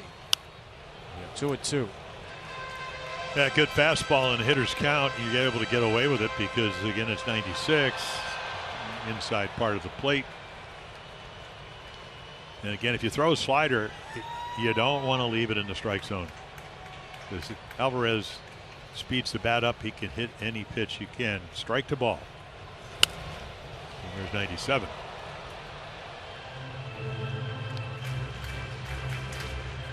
Alvarez 0 for 6 with a walk in the series, but he is as fearsome a presence as there is in this lineup. 25 consecutive games on base. The best OPS in the league in September. Another 2-2 and a slow ground ball. It's Mateo cutting in front of Frazier, and he makes the play. Happy birthday to you, DL Hall. He retires Yordan Alvarez and strands a pair. DraftKings Sportsbook do-ups. We'll look at the live home run odds when we return. DraftKings Sportsbook makes it easy to bet. Download the app and get your bets in now. The Orioles' next 3 hitters. Cedric Mullins leading off the inning at plus 950. Download the DraftKings Sportsbook app. New customers can bet $5 and get $200 in bonus bets instantly. Use promo code DIAMOND when you sign up. Kevin Brown and Diamond Jim here in Houston. Molly Newman, our Masson crew. 5-3 Orioles lead the Astros. All the runs on homers. Ryan O'Hearn a 2-run job in the first. Austin Hayes lofted a 3-run shot into the Crawford boxes in the third. Kyle Tucker for 2, Alex Bregman for 1 for the Stros. And Hunter Brown, who gave up 5 runs in 6 innings on 2 home runs against the Orioles last month, has given up 5 runs in 5 innings on 2 home runs. Yeah, this is a stretch that he's still out there only because of the amount of innings he's pitched this year, more than ever. And you can see, I mean, already.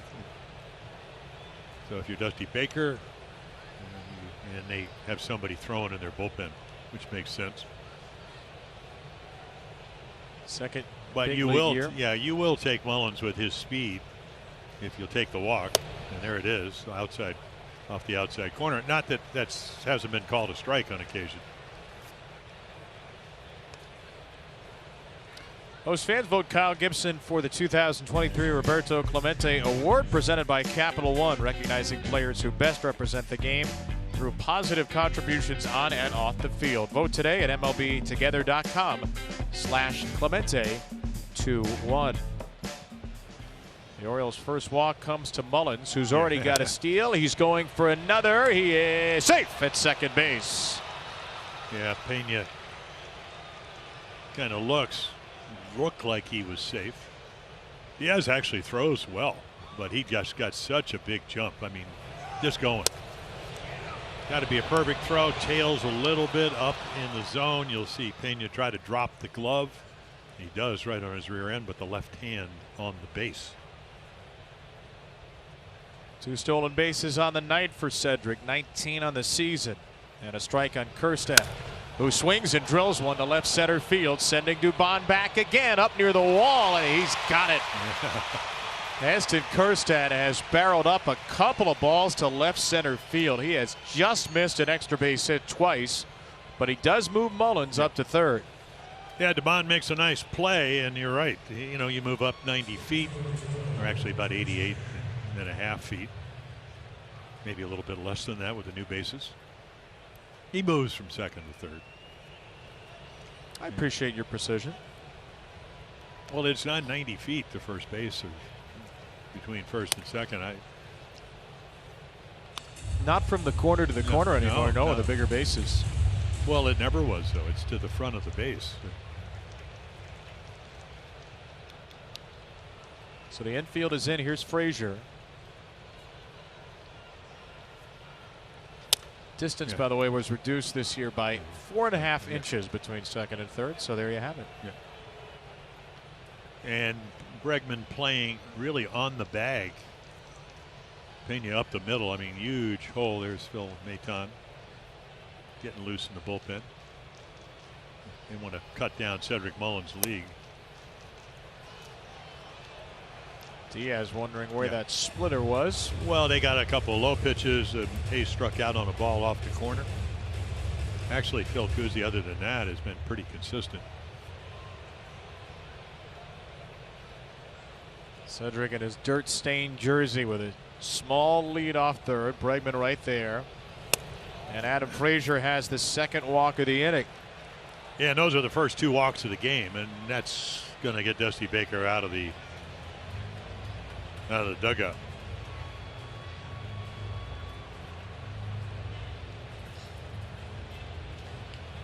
Phil Maton will come in. Hunter Brown at 85 pitches through 5 1/3.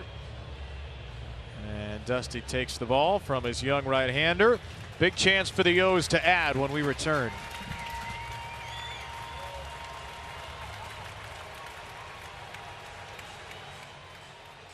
Second time they've seen him in the last month. And Ryan O'Hearn, doesn't matter who's pitching. 2-run home run to the opposite field. And then you see the curveball. And a nice little play right there. And then Austin Hayes would eventually get a hanging curveball. So 2-run home run by O'Hearn, 3-run home run by Hayes. And again, I mean, he's got a good arm, gets a lot of strikeouts, but a couple of walks here in the 6th inning gets him out of the game. And now our MedStar Health pitching change, easy access to the same care the Orioles trust. Visit medstarhealth.org to find care now. Phil Maton, known for the high spin curveball, throws it about 40% of the time. And then fastball about 32% of the time. 7 out of his last 8 appearances scoreless, so he's having a good month of September. The Astros only have one left-hander in their bullpen. That's Bennett Sousa, who's thrown a third of an inning.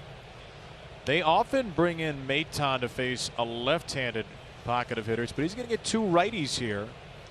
McCann, then Mateo, with Frazier the runner at first and Mullins over at third. A walk, a steal. A deep line out from Kjerstad moved Mullins to third, and a walk for Frazier. Maton has not been very good stranding inherited runners this year. McCann squares to bunt. He lays down a squeeze. James McCann with a squeeze bunt, and he slides safely into first. James McCann taking over the bunting supremacy spot from Ryan O'Hearn once more. It's a bunt single to drive in the 6th run. Well, they call that a safety squeeze. In other words, if you're Cedric Mullins, if he gets the ball in play, and he does it perfectly. But right there, Maton, I mean, he didn't have a choice. You try. It's so difficult to communicate with your first baseman. So if he comes to get it, that's what Abreu does. And then you make any hesitation. So there's the 6th run for the Orioles. You get runners at first and second, and then he gets the base hit. How about that? Well, it's just good baseball. You stay out of the double play. You put the ball in play. Again, the safety sweep. If you're Mullins, you wait for the ball to be put down fairly. And with his kind of speed, he was able to do that. And now, of course, it would be nice if Mateo could get a base hit. This is not a good matchup.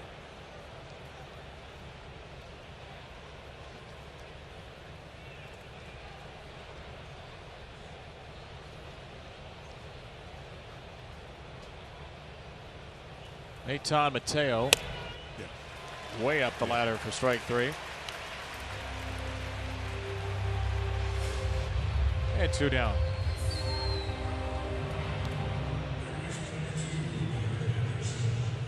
Well, I don't know if it was a fastball, a little bit of cutter. He's not a hard thrower. But at 89, just able with 2 strikes to go out of the zone, and Jorge Mateo chases. Well, you ask folks around the Orioles who's your best bunter, they will tell you James McCann. Brandon Hyde will probably say it again after the game tonight. McCann had maybe the bunt of the season down at Tampa Bay on a ball that nearly hit him in the face. That set up a game-winning hit from Ryan O'Hearn. Ryan O'Hearn's bunt on Sunday may challenge him for bunt of the season, since it set up the walk-off hit by Mullins also against Tampa. But James with a rare bunt hitter. Well, the speed factor. Just think how fast he would have been if he hadn't been hit in the groin area. He turned on the mechanics. He would have already been by first base. I mean, it would have been. And then looking back. Well, you better get ready to hit the curveball. And again, it's, you know, the spin rate is over 3,000. You don't see that very often. They're only hitting 164 on the hook. Henderson got ready for it. Went up. Drops it into right field. Base hit, Henderson. Frazier motoring around. McCann showing off the wheels. He gets to third. The ball hits the dugout railing, and Henderson takes second. Wow. A nice controlled swing by Gunnar Henderson off that big spinner from Phil Maton, and it's 7-3. Yeah, it's about 74 miles per hour, but again, he hits it with one hand because it stays up just enough. Frazier with good speed is going to score easier, and Tucker heaves it to third. It'll get over Bregman's head, but James McCann, you know, he goes, I'm fast, but I'm not that fast. I'm not going to get thrown out at home plate. And meanwhile, Henderson on the error by Tucker, he gets into scoring position. So 7 runs, all charged to Hunter Brown. It's a new season high.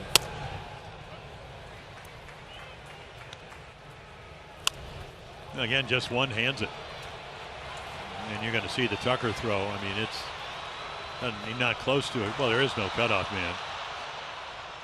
And then the error because Gunnar goes to second. And so you want to lead 9-3. Anthony Santander already with 2 hits. If he gets another one, that's going to be the case. Everybody going on contact with 2 outs. 1-1 pitch.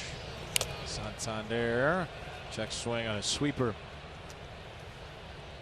So the final line for Brown, 5 1/3, 6 hits, 7 runs, all earned. Walked 2, struck out 5. And against the Orioles this season, he gave up 12 runs in 11 1/3 innings. Anthony Santander snapped out at an 0 for 19 with that first inning double. Added a single in the third. 2-2 for him here.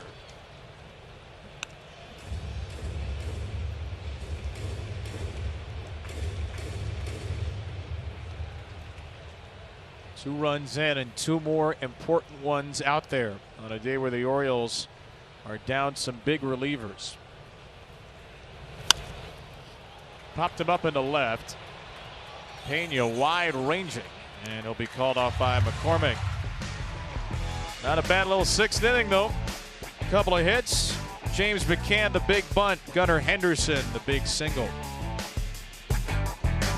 Presented by Defender.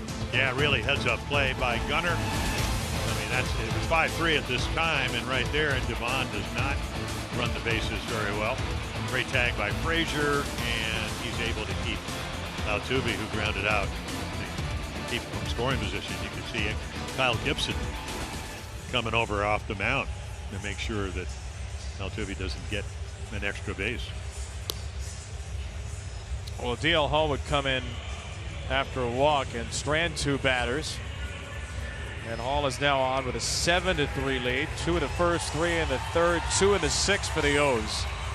With a win, they improved to 95 and 56, and they would stay 2.5 games up on Tampa Bay, which has already won tonight.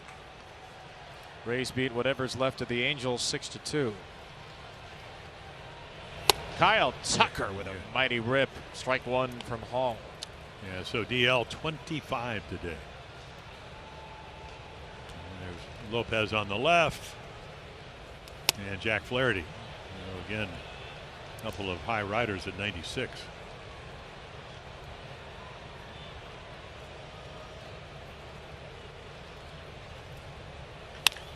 Tucker right side. Oh. Oh, no. Yep. Oh, yes. Hit firmly, but it's a ball he usually catches.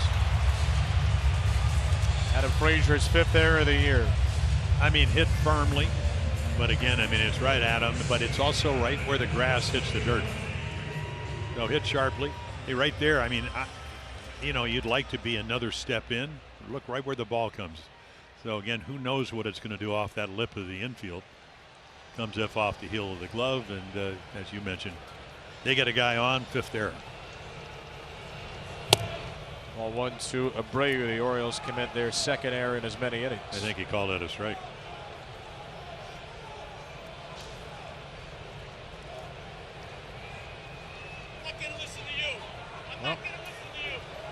Oh, yeah. All right. Somebody's out. Well, he said, I'm not going to listen to you. Or maybe it's Alex Cintron, the hitting instructor. Yep, he's going to leave. Been around forever. Maybe not quite as interesting as Dusty Baker, who I'd like to listen to. All right, so the pitch was a strike. Yeah. What's that? Is that a ball? Let's see. Yes, it is. Nice. Well, you know, Alex forgot the one they called about, what, 3 inches off the outside corner. Yeah, so. All right, kids, never assume in broadcasting. Here's the first pitch. Oh, boy. I mean, take it on the run. Abreu drops the bat. I mean, what, 10-year anniversary of him in the big leagues, which is a pretty monumental moment. Right field Abreu. That ball could be trouble in the corner. Santander couldn't get to it, but it's foul. Yeah. Hope Anthony's okay. He went ramming into the wall. Yeah, ball slices away from you, righty, down the right field line. And here's the end of that play in the corner. Almost caught it. Rubbing the left elbow. 1-2 for Abreu. We'll try it again.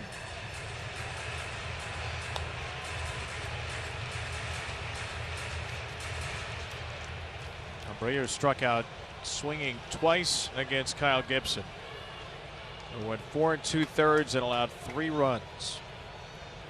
Now it's up to this beleaguered bullpen, which has added Jack Flaherty from the rotation for the time being.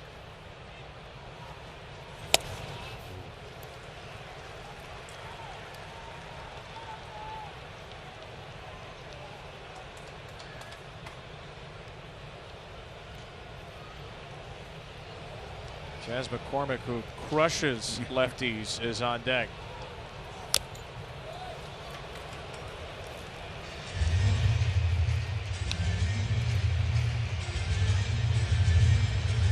Yeah, it's amazing. You would think Abreu would hit lefties better at age, what, 36, but almost the same amount of home runs. 7 against lefties is 9 against righties. Good breaking ball. Yeah, I mean, really excellent breaking balls, but you just can't get him and put it in play. Ground ball at one of your infielders, you're going to get 2 outs. That's what you would like.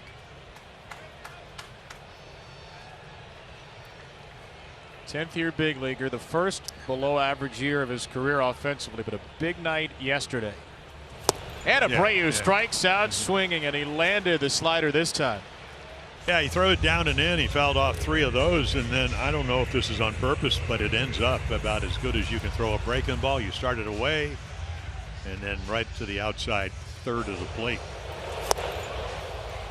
Perfect breaking ball with 2 strikes. Here comes Brandon Hyde. That's the icing on a very sweet slice of birthday cake. Ground out an error, then a strikeout. Jorge Lopez coming on. Does a great Happy job. birthday to you. Happy 25th. And a good strikeout, too. There you go. Well, Jorge Lopez, last start, a couple, gave up 2 runs on 2 home runs. High fastball, Tristan Gray, and then a hanging curveball. Velocity still good, command not as good. You got to know what you are. His best pitch is his 2-seam fastball. Curveball's better than the slider or the changeup, so he comes in trying to maintain. It's Chas McCormick going to step in. 4-run lead. And again, it's not about velocity. Throwing in the upper 90s. Location has been a problem. Kyle Tucker's at first after an error by Adam Frazier. Chas McCormick bats. If Chas McCormick only faced left-handed pitchers, he might win the MVP. 333, slugging 625. 260 against righties, slugging 443. Still good, but not nearly as good as he is against lefties. So the righty is in, and McCormick takes his first pitch out to right. Again, Santander out near the corner, and is a little more routine. Tucker tags and takes 2. Well, the Orioles are looking for outs, obviously, and of course, productive out. But they're going to have to come up with the 2-out hit.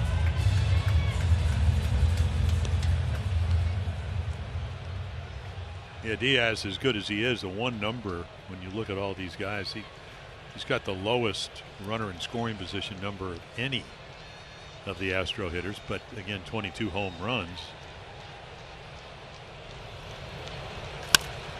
Diaz into right field. Another ball out toward the corner, and Santander is not going to get to this one.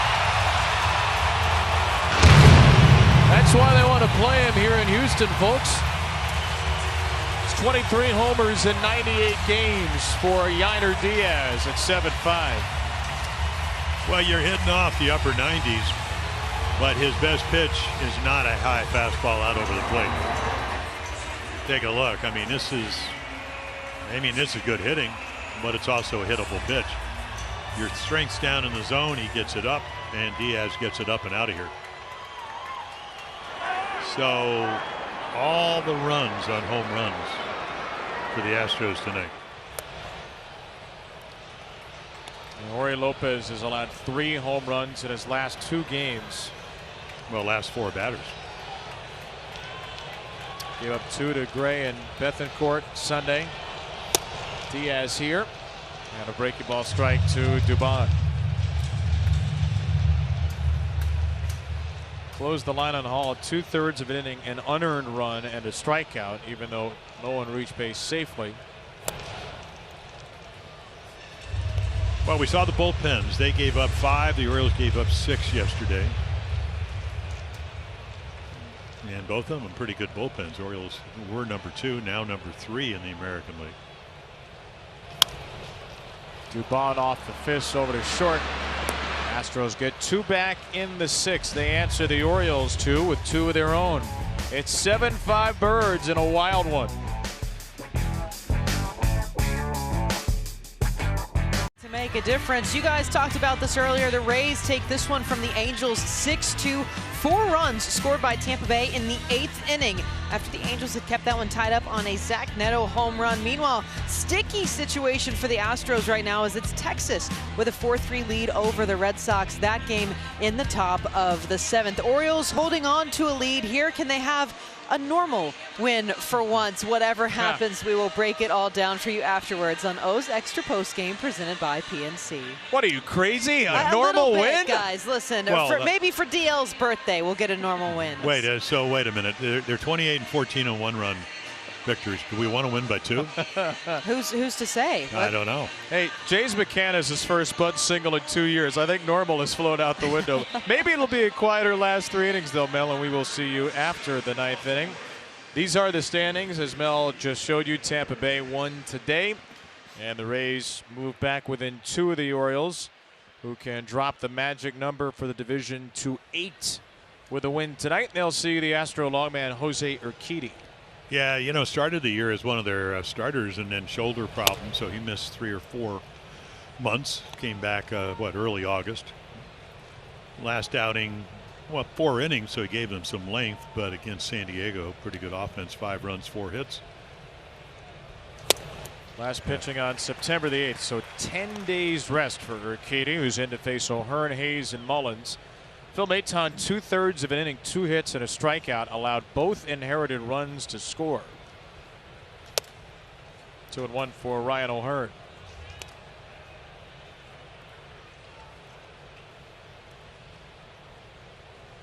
Two-run homer in the first, single to right in the third, ground out to shortstop in the 5th.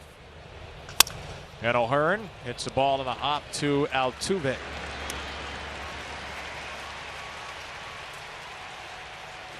Now he can't catch a break. They're going 7 for 7. So in a 2-run game in the 7th, this game may turn into a battle of the long men. Urquidy on for Houston, and then Jack Flaherty was warming in the 6th for Baltimore.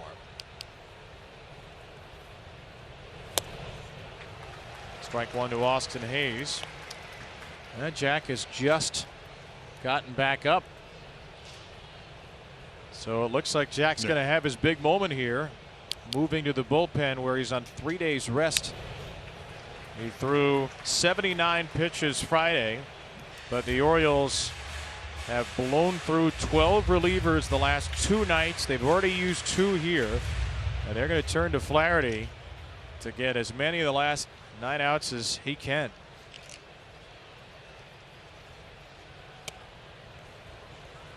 Yeah, Urquidy, who won 13 games last year for him, and over the course of 4 years, came in this season 24-13, 12 postseason games. Hayes crushes it high, deep, out toward the train tracks in left center field. Wow. Second home run of the game for Austin Hayes. This one with authority. Authority. I saw the former pitcher Arthur Rhodes came down from Waco, and I think that was headed to Waco. About 3 hours from here. Ball was drilled. 8-5. Hanging curveball for a 3-run home run, 4 RBIs. Having a great month of September. Just got better tonight. Numbers 15 and 16 in the same night for Austin in Texas. Yeah, fastball and drill. The book on trying to get Austin Hayes out is not to throw hanging curveballs, but he's a much better fastball hitter. Mullins just barely thrown out at short, as was his helmet by Pena. Cedric 1 for 3 with a walk. Mullins had the big swing last night, 3-run homer, and his best friend and outfield teammate Austin Hayes has the 2 big swings today. 2-homer game for Hayes. That is his 5th career multi-home run game, his first since September 15th, 2021. 2 years and 4 days ago when he did so at Camden Yards against the Yankees.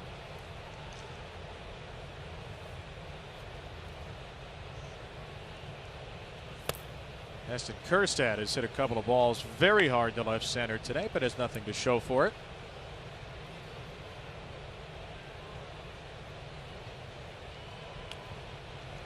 Couple of hits yesterday in his 2nd big league start. Asked Heston what it was like facing Justin Verlander, a future Hall of Famer, in his 2nd start, and he said Justin Verlander was the pitcher he used to use all the time in baseball video games to beat his brother. Was he Verlander or was he a hitter? He was Verlander. Into left field. Kjerstad goes the other way, and that ball's gone.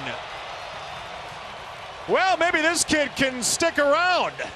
Heston Kjerstad, 2 home runs in 3 major league starts, and finally his prodigious power to the opposite field is rewarded. Well, at Brandon Hyde, who manages the Orioles, said he's going to hit 40 home runs if he gets 550 at bats. And what did Reggie Jackson say? Short porch and left.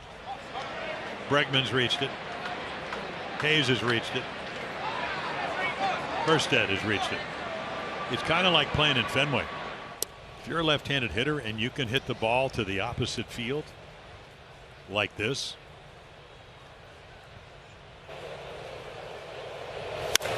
and when your left fielder turns around and just looks up, you know it's not good news if you're pitching.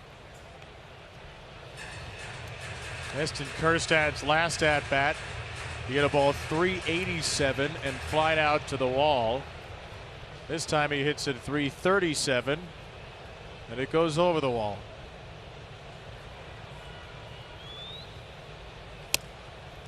1-2 for Frazier. So 2 home runs in the inning off of Urquidy, Hayes, and Kjerstad, and the Orioles have had 4 home runs tonight.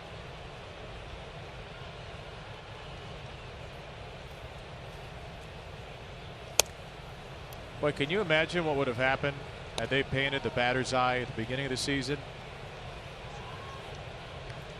You mean for the Houston hitters? It would be the greatest offensive ballpark in the history of baseball. 2 games with a painted batter's eye. We've had now 29 runs. Yeah, I gave credit to Melanie. She was out there with a roller in green paint trying to help the club, and she of course deflected it. That's what she type of lady she is. Mel, bottom of the inning, get some red paint, will you? Down it in 3-2 for Frazier. You know, we talked about how Texas, against Texas, they went down to Texas, hit 5 home runs in 3 straight games, 13, 14, and 12 runs. That's why they scored 5.8 on the road and only 4.5 here. But it looks like a good place to hit. In the last 2 games, it has been for both teams. And the Orioles still have to get 9 outs some way, maintain this 4-run lead. Heston Kjerstad just found out how good of a park this is. That would have been a home run in one and only one ballpark. You're looking at it. Frazier, that is ball 4. Adam Frazier walks for the 2nd time. 3rd walk for the Orioles tonight. Keep the line moving in the 7th. Yeah, Josh Miller, I believe, is going to come out.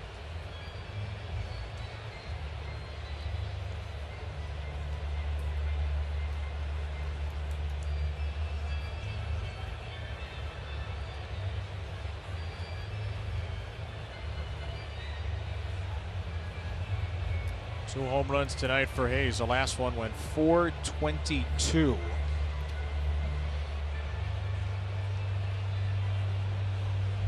So home runs from O'Hearn in the 1st, Hayes in the 3rd and 7th. Kjerstad here in the 7th. Austin Hayes the 8th multi-homer game for the Orioles this season. Last one to do is James McCann. He had the bunt single 10 days ago at Boston. Speaking of James McCann, here he is. Well, he's had an eventful night. Has he ever? He's been hit by a pitch and hit by a swing. Oh.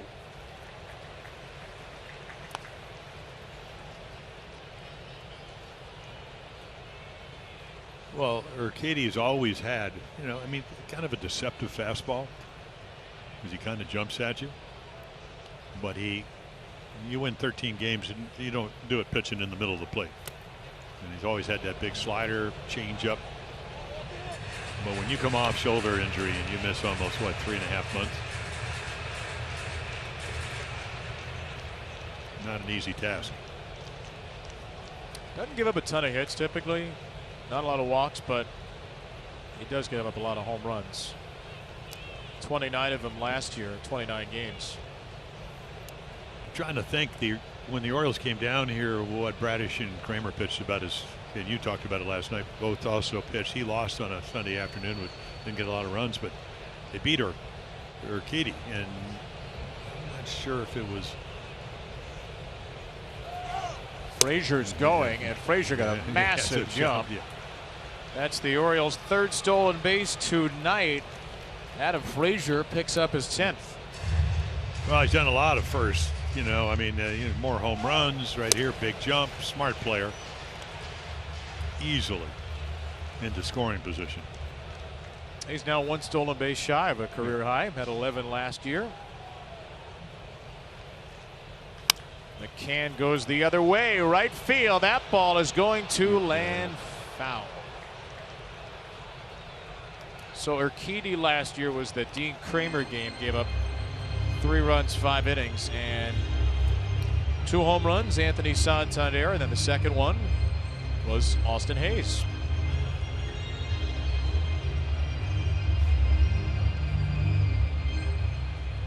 So back-to-back years, Hayes has usurped Urquidy here in Houston.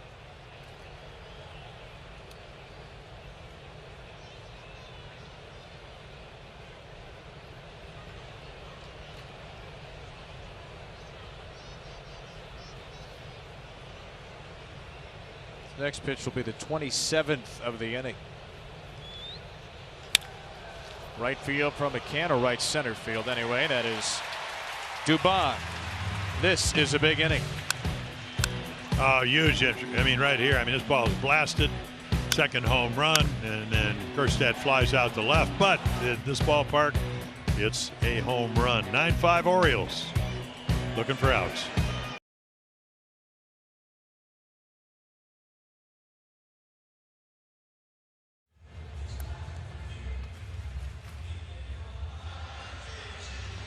Two home run hitters from the top of the 7th. Heston Kjerstad DHing on the left with his 2nd in 5 big league games. Austin Hayes with his 2nd of the night. Orioles have hit 4 long balls. They lead by 4, 9-5. And now they turn to an unlikely relief option. Jack Flaherty making his first relief outing of the year, and just the 5th of 130 games in his career. Yeah, one of those in 2022, and then the last couple of games in 2021. Had a good year that year. Ended up being 9-2. So it's been a little bit of a struggle. I mean, the first game was outstanding in Toronto. So let's see, maybe a little bit more success out of the bullpen. He'll start with Jeremy Pena in the 9th spot. Flaherty's first pitch, a successful fastball. Yeah, and he's got, you know, to me, Kevin, the stuff has been there. Command, a little shaky, a little bit unlucky. Some of his games, certainly able to be a little more relaxed here.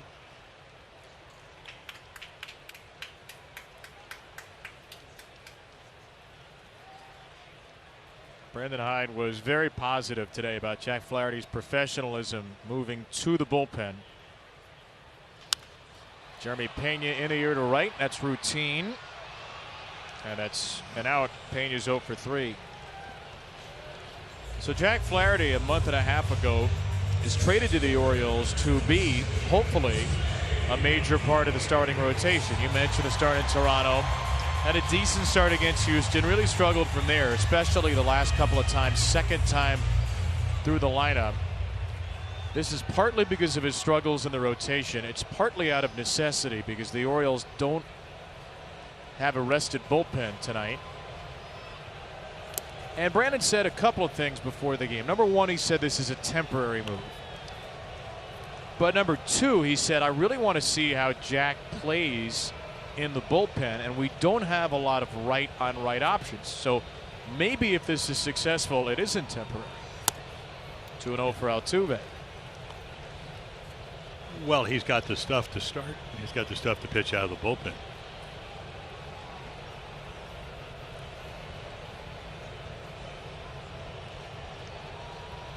Altuve a double walk and a fielder's choice. That ball is a strike with a slider. Well, you're going to win 20 games if you can make that pitch 2-0.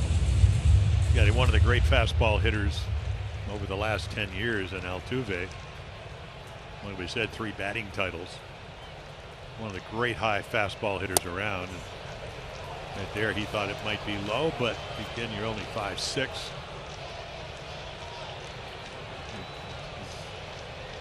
So you're saying that impacts the strike zone? Yeah, yeah. Well, yeah, I mean, It's his gonna reality. be a low strike zone, yeah. Right side, Altuve beats that pitch the other way, and he's got a 2-hit night. He's been on base 3 times. And I don't mean that in the demeaning sense. I mean, he's, like you said, you know, he may be headed up towards upstate New York. He's been that good. I mean, he can do this in his sleep. I used to say this about Manny Ramirez. They said he could come out of bed the day after Christmas and hit a line drive somewhere. Altuve's right in that group. Of course, Manny got a little help. And perhaps more than a little. yeah. Ball 1 to Alex Bregman. End up hitting over 500 home runs. Bregman, one of the Astros' 3 home runs. Yonder Diaz, 2-run home run in the 6th off Jorge Lopez. 2/3 of an inning, a hit, a run, 1 inherited, scored. Nice pick by McCann. But again, the 1-out base hit, it just kind of sets up the top of this lineup again. And it's going to be a little harder to get these guys out if you keep going 2-0 on them.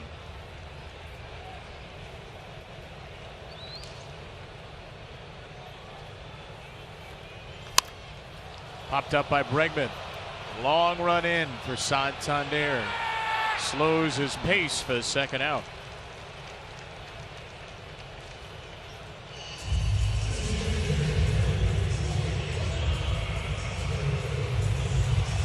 Jack Flaherty's 4 previous relief appearances all lasted exactly 1 inning. Given the state of the Orioles bullpen, it would not be surprising to see him asked to throw more than 1 inning tonight. He's got the first 2 outs in the 7th. And he bends a curveball outside to Yordan Alvarez. Yeah, his last start on the 15th, and here we are on the 19th. Threw 79 pitches. And again, I thought he was unlucky. Gave up the solo home run to Brandon Lau.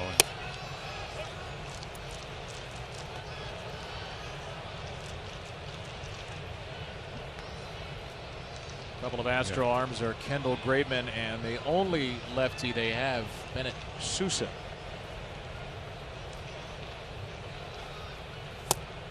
Strike 2, 96 knee high. Perfect pitch.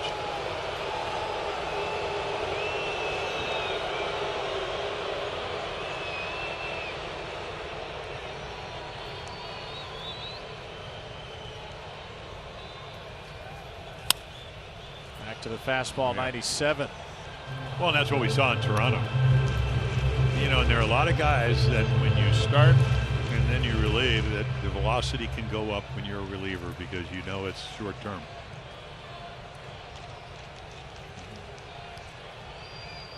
Not going to look to get as many outs. Pumping heat here to Alvarez, who is 0 for 3 in the game. Yeah, the one pitch that I was a little surprised that Jack Flaherty does not have or hasn't mastered is a changeup off that fastball. So it's more curveball, cutter.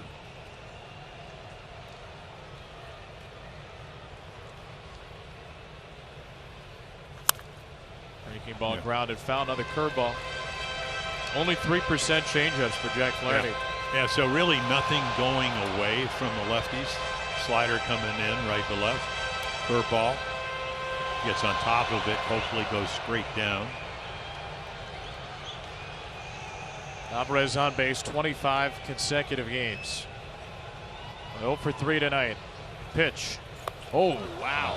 Hit him. Lost control of his slider, and Alvarez takes his base. Well, this is what they need, those extra base runners, whether it was the error last inning or hit by pitch.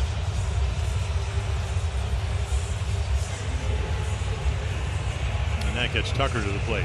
He's already homered. 2-run home run back in the first inning. Chris Olt out to have a conference.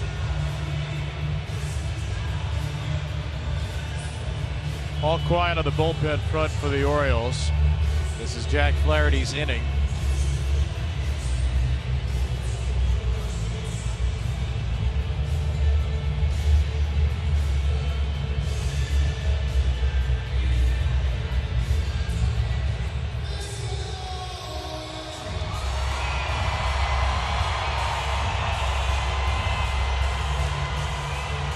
Well, Jack Flaherty has a chance for a real moment here.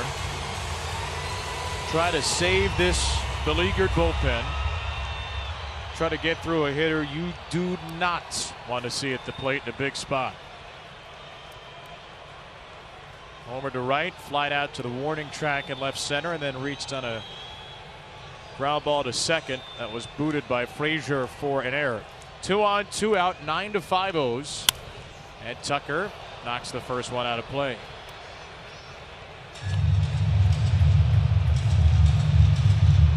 The American League's leader in RBIs.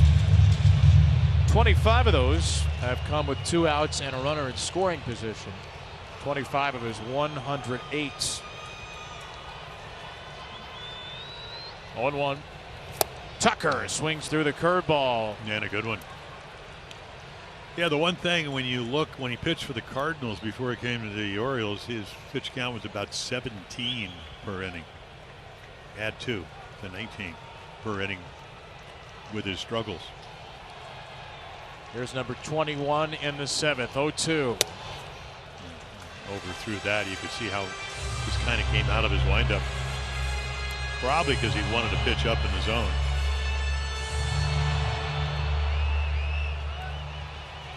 Jack Flaherty's on 3 days rest of a 79 pitch outing.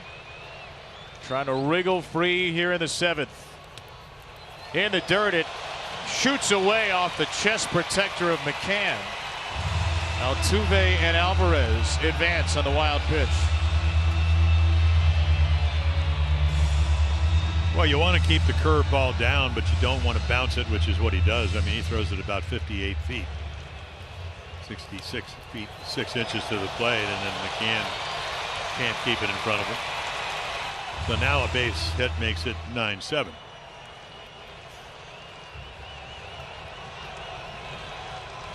The runners lead on 2-2. Ball out of play.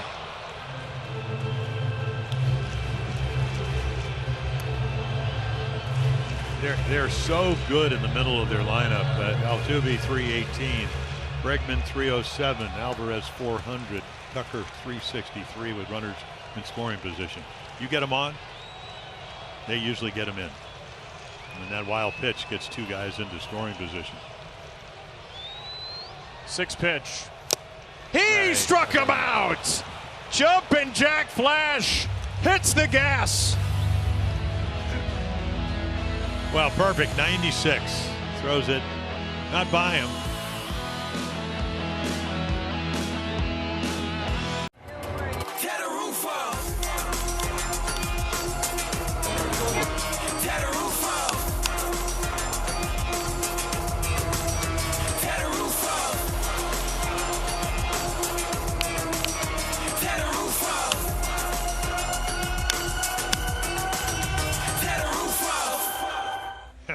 Wake up, kids. It's Orioles time.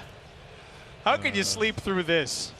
Every inning, a new twist, a new turn, a new chapter with an unexpected delight if you're an Orioles fan. 9-5 through 7 here in Houston. With a win, the Orioles improved to 95-56 overall. With a win, they improved to 50-26 on the road. With the win, they improved to 1-0 in games where Reggie Jackson joined the booth. Yeah, exactly. And they would drop the magic number to 8. Yeah, and the other thing is they already know that Tampa Bay was victorious down in Tampa tonight. Jose Urquidy back out there, and he faces Jorge Mateo to lead off the 8th. So Shohei Ohtani had Tommy John surgery today. You think it's too much to ask that he plays tomorrow against the Rays? We really do wish him well. What a year. It looks like he's going to be the MVP of the American League. Knocked out a play by Mateo. Is Reggie eating again? Came up here with like some kind of Sunday. But, you know, you're an executive now.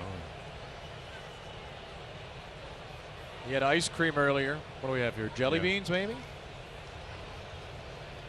A lot of Reggie bars, maybe, to his left. Former Oriole, special advisor to the Astros. Your former teammate. Bregman third. Mateo's 0 for 4. Catch Orioles baseball anytime, anywhere on the MASN app. Watch games live, receive expert analysis and player stats all in the palm of your hand. Don't miss a pitch. Download the MASN app today. That's going to be it for Jose Urquidy. Dusty Baker makes a call to the bullpen, and he gets on the Bennett sousaphone. Gunnar Henderson, Anthony Santander to face the Astros, lone lefty. He was claimed off waivers from Detroit. Did pitch, what, 2/3 of an inning, though he's been around. Milwaukee, Houston, in only 3 innings. Not a hard thrower, sinker, slider guy. And the lone lefty. Pretty wild. The Astros have won 2 World Series in the last 6 years. They won the American League 2 other times. They really have not had many left-handed relievers. Francisco Liriano a little bit back in 2017, but they have not had a consistent stable of lefties here, and they only have one right now. It's this man right here. Well, they believe in the philosophy that if you can pitch, you can get righties and lefties out. And again, they spin the ball about as well as any organization, right along there with Tampa. Gunnar Henderson singled in a run off of Phil Maton in the 6th. That was his 80th RBI, second on the team to Anthony Santander. So another big offensive night for the Orioles. 8 runs, 16 hits, 2 walks yesterday. 9 runs on 10 hits, 3 walks, and a hit batter today. They've stolen 3 bases, and they've hit 4 home runs. This is against the 9th best pitching staff in the league, Houston, 399. But the Astros are 22nd out of 30. That's 9th worst in allowing home runs. Yeah. And the Orioles have taken advantage of that. I mean, last year they won the Triple Crown. They had, what, an ERA of under 3 runs a game. But McCullers, Garcia, even Urquidy with it won 13 games. Totally different pitching staff. 3-2 after a low strike for Henderson.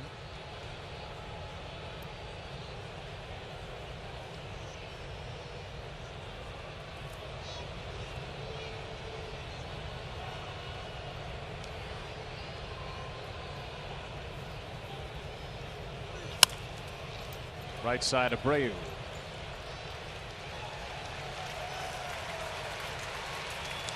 One for 5 night for Gunnar.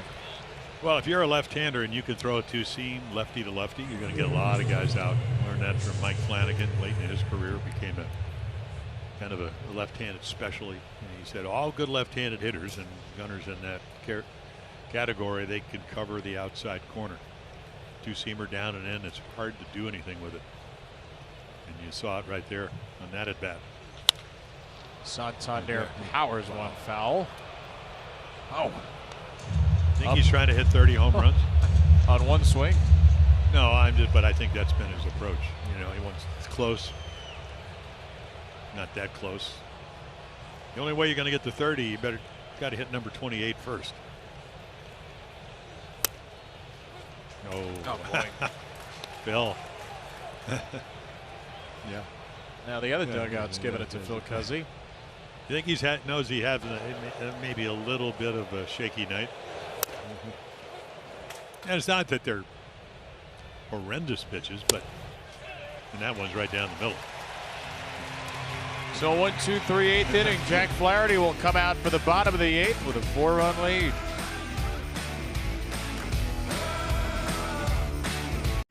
Orioles baseball on MASN is brought to you by Chesapeake Employers Insurance, now with lower workers' comp rates and a corporate dividend. And by LifeBridge Health. Hello Brave by LifeBridge Health is a fast, simple way to find Maryland's best docs. KB and Diamond Jim back with you from Houston. Yeah, somebody tweeted me. They said Diamond Jim is Jim Gentile, and that was his nickname. I never hit 46 home runs or like he did. one of the great guys. If you're listening, Jim, down in Oklahoma City, we send you our best. He's the real Diamond Jim. You're just Reggie's Diamond Yeah, Jim. exactly. Well, But it is a wholesale men's store, or it was in Philadelphia. Diamond Jim with a high leg kick. I always thought it was a compliment until I found. I mean, it was not Reggie. Anytime he talked to me, I thought it was a compliment, but that's where he got that. Plus, I gave him a ride, to the ballpark when I was about 19 or 20. Could have been running Diamond Jim's limo service. I was. Jose Abreu, 3 strikeouts tonight. And Jack Flaherty hangs him a curveball. And Abreu's on base with a leadoff single in the 8th. Well, the Orioles are headed back to the postseason this year. Stay with us for in-depth pregame and postgame coverage right here on MASN. The best analysis, interviews, looks behind the scenes, and more. Don't miss a minute of the Orioles postseason right here on MASN. There are some scenes from the celebration Sunday after the Orioles clinched a postseason berth. And then 2 innings later, they walked off against the Rays, extending their division lead to 2, which is where it sits at this very moment. Tampa Bay beat the Angels earlier tonight, 6-2. The O's trying to get it back to 2.5. Got the magic number to 8. Chas McCormick takes strike 2 from Jack Flaherty. Scoreless inning in the 7th for Flaherty. His 5th career relief appearance and searching for his first of more than 1 inning. Well, let's see if he can make a good pitch. Hung a curveball to Abreu with 2 strikes. Oh, Phil, get the hand up. It's funny. Phil does he behind the plate. It seems like it's not in and out. It's up and down.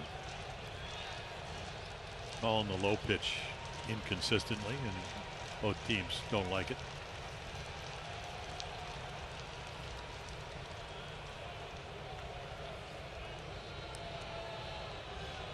Chas McCormick is 0 for 3 tonight, 1 for 6, 2 walks in the series. Having a very strong year in the 6th spot for Houston. That's well off the plate from Flaherty. I had a chance to meet him today. I didn't realize he's a big guy. Last year, most of his home runs were to the opposite field, kind of like Diaz did, hit it down the right field line. This year, more to the pull side of the field. And for a big guy, he's closing in on 20 steals.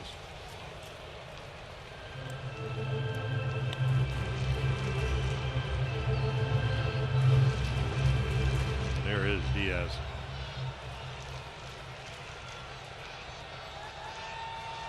No one warming in either bullpen. Strike 3 and a hook. Yeah. Hooked him. Well, there's a good breaking ball. He's going to shake his head. Kind of stayed inside a little bit, but he swings over it as it breaks down out of the bat path. 2 strikeouts in relief for Flaherty. Here's Yainer Diaz. How about another one? Slipped it through the front door.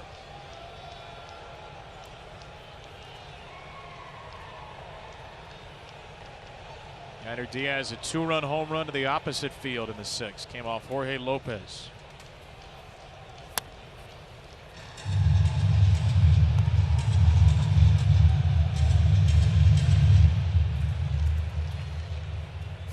The Orioles going back to a 5-man rotation for the time being. They'll start Kyle Bradish tomorrow. Jack Flaherty working in relief for the first time. And Brandon Hyde reiterated before the game, Jack was very professional. He said this is something they talked about the last couple of days, that this was a possibility. Given the state of the bullpen, they needed an extra arm. Didn't want to option or designate a player for assignment. Ground ball to shortstop. Mateo on a knee. Sticks it to second. On to first from Frazier. That's 2. Jack Flaherty with a couple of scoreless innings and a big-time spot in Houston. Yeah, get the lead runner. 9-5. You need to turn the double play. Frazier all kinds of time. 9-5-0s. This copyrighted telecast is presented by authority of the Orioles and may not be reproduced or retransmitted in any form. The accounts and descriptions of this game may not be disseminated without the express written consent of the Baltimore Orioles. Back here in Southeast Texas, where the Orioles have put up 4 multi-run innings, hit 4 home runs, and they've got a 4-run lead. Working 9-5 over the Astros into the 9th and in search of another series win. Thought you were going to go into song. I was hoping you would, actually. You gave us a wonderful rendition of Happy Birthday.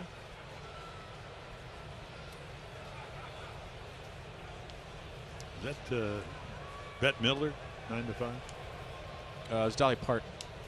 Close. Sorry, Dolly. She's not watching. Or is she? You never know. Dolly, if you're watching, good evening. Kevin Brown, Jim Palmer, right. we're big fans. Big fans. You're welcome. I mixed you up with Bette Midler, but that's all right. That's all right. You're welcome anytime. Yeah. You, me, Jim, Reggie.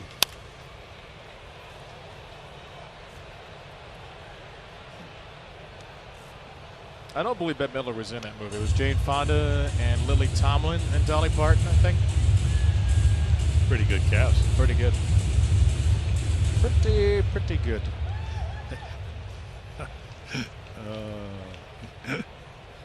Bennett Sousa to Ryan O'Hearn. That ball's drilled. Whacked. Another one to deep left center. Dubon has been covering a lot of ground out there. Well, that's what he does. A little talk with the Oriole bullpen. Ben Carhart says hello. Bullpen catcher. Yeah. Well, you get an idea how well O'Hearn, I mean, tough lefty. I mean, a rookie, but got good stuff, and he still hits a line drive. And Dubon runs down, and here's tonight's hero.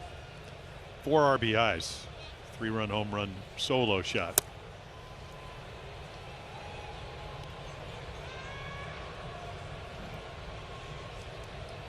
This is the 3rd straight game. Austin Hayes has reached base multiple times.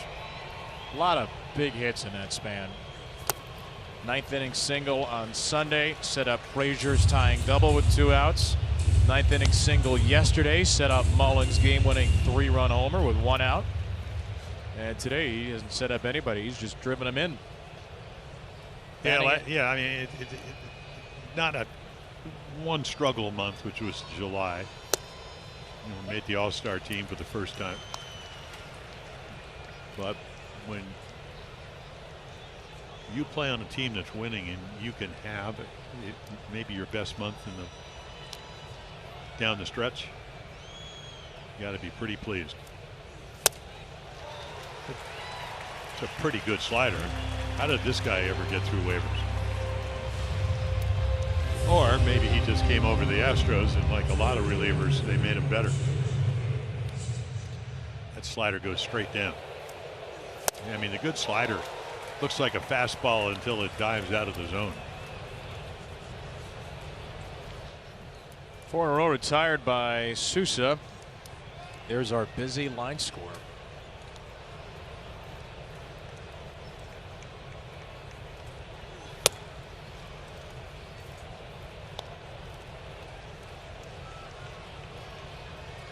Currently warming up in the Orioles bullpen. Nobody. So the Orioles are hoping to end this game with Jack Flaherty, who came in for the 7th. And he'll face 8-9 Altuve.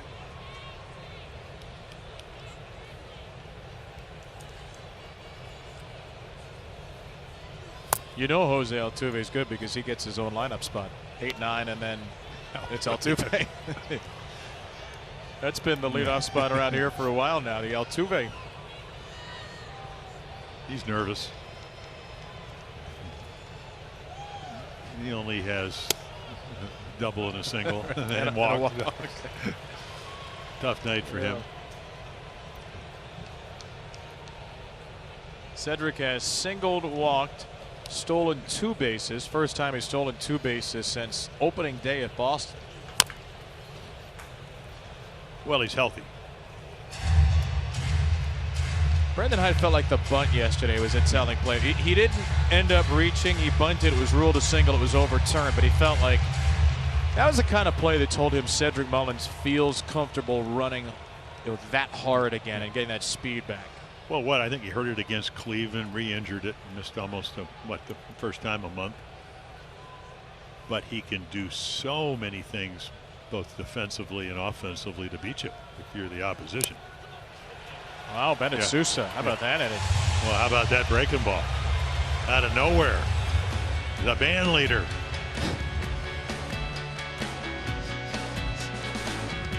It's the first 4 were 1 inning each.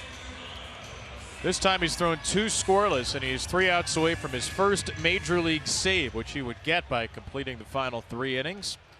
Orioles 9, Astros 5, 3 defensive outs away from a 95-56 record, a series win in Houston, and a lowering of the magic number to 8 for the American League East. Mauricio Dubon to face him. Dubon was nearly hit, and then the pitch was nearly a strike at his ball 1. Jeremy Pena, Jose Altuve to follow. Dubon, the last hitter to face Flaherty in the lineup. Oh, whoa. Boy. Whoa. Yeah, they got to get another ball. Well, he ought to be taken here. I mean, you're 4 runs down. You're looking for base runners. It's just a breaking ball that slips and almost gets him.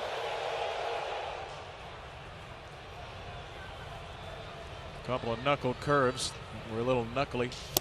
Hey, how about that? Yeah, and why I have, well, I mean, if I'm not going to say anything. You're down by 4 runs. It's 2-0. Make him throw a strike. What are you swinging for? But this is a modern era. I mean, there you go. I like that you said I wasn't going to say anything. But I had to. And then immediately said something. Well, come on. I mean, play the game right. That's all. Spot the line. Dubon fouls it out of play. You know, it's funny remember when David Segui was us, he would get hurt a lot, Cano getting loose just in case. And he'd be hurt, but he'd come back and hit nothing but line drives. He'd go track pitches. Well, that's what you can do 2-0. Make him throw a strike. You get to track the pitch. And I don't know. I always thought when a guy was taken, it made it harder to throw a pitch for a strike. Really? Yeah. Because you know he's taken. But now that you don't know they're taken. Well, no Oriole has pitched in 3 straight games this year, or 3 straight days. Cano would be the first. He'd be the first to do so since Nick Vespi last September, actually. Dubon, left side base hit. And Mauricio Dubon will hold at first here in the 9th inning, down by 4. Leadoff single. Well, when you're hitting number 8 and you get on, I mean, like we said, it turns the lineup. So you get back into the heart of your lineup. Altuve was going to hit 3rd. Now all of a sudden you get Bregman, unless somebody hits into a double play, coming into the picture. And here comes Brandon Hyde. And for the first time this season, an Oriole pitcher will throw 3 consecutive days. It's going to be Yennier Cano with a 9-5 lead.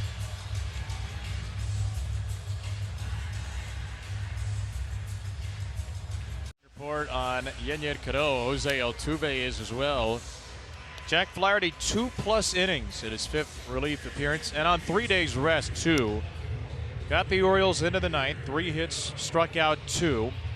And it is Yennier Cano. 3rd straight day he pitches. First time that's happened for an Oriole this season. Well, he came in. He was very efficient yesterday. 3 pitches to strike out McCormick in the 8-7 win, and then 9 the day before. So only 12 pitches, but you got to warm up, and usually only get him up once. So it's not like he threw 2 or 3 times. Managers, Messi, Brandon Hyde, Oriole pitching staff, Tim Cousins out in the bullpen, very cognizant of that. So Again, and the one thing that he's really good at, he only throws about 14 pitches an inning. And he's a sinker baller, so he's at his best when he's down in the zone. Sinker, slider, changeup. Pena's tough to double up because he runs pretty well, but certainly a possibility if you get a grounder. But you need 3 outs before they get 4 runs to tie. Tying run still a few batters away. Cano and Pena. You referenced yesterday a really good article that Bob Nightingale wrote in USA Today outlining why Brandon Hyde has been such a successful manager. American League Manager of the Year, almost certainly. One of the reasons is communication, and there's no doubt Brandon Hyde communicated with Yennier Cano before this game. He's not going to throw him into a spot he's not comfortable with, even pitching 3 days in a row. He and his staff very good about having conversations with players on a daily basis. Right side, that's a base hit for Pena. Looped it softly through, and now the Astros will bring the tying run to the on-deck circle. Well, that's what he did last year, and MVP in the World Series. He owned right field. Loves a fastball away. Likes the ball out over the plate, and again, he had to have that approach to get that base hit. If he rolled over, it might have been a double play.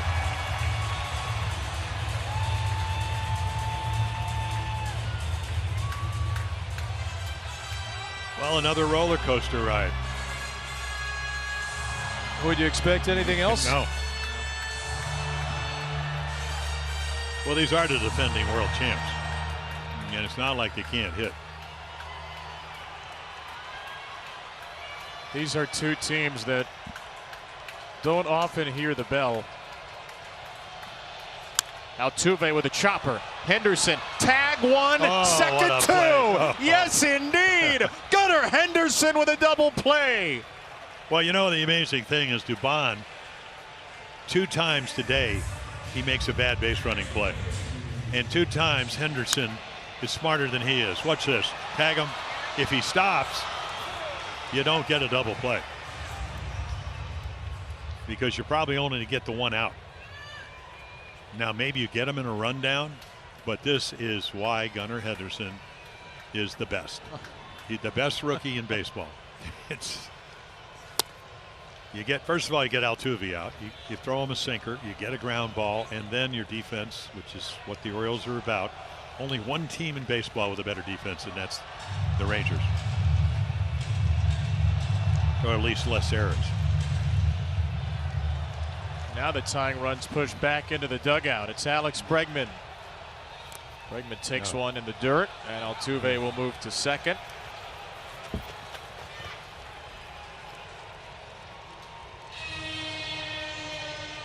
So 5-4 on the double play. Dubon and Pena both erased. Close the line on Flaherty now. 2+ innings, no runs. And Cano is an out away from dropping the Orioles' magic number in the East to 8.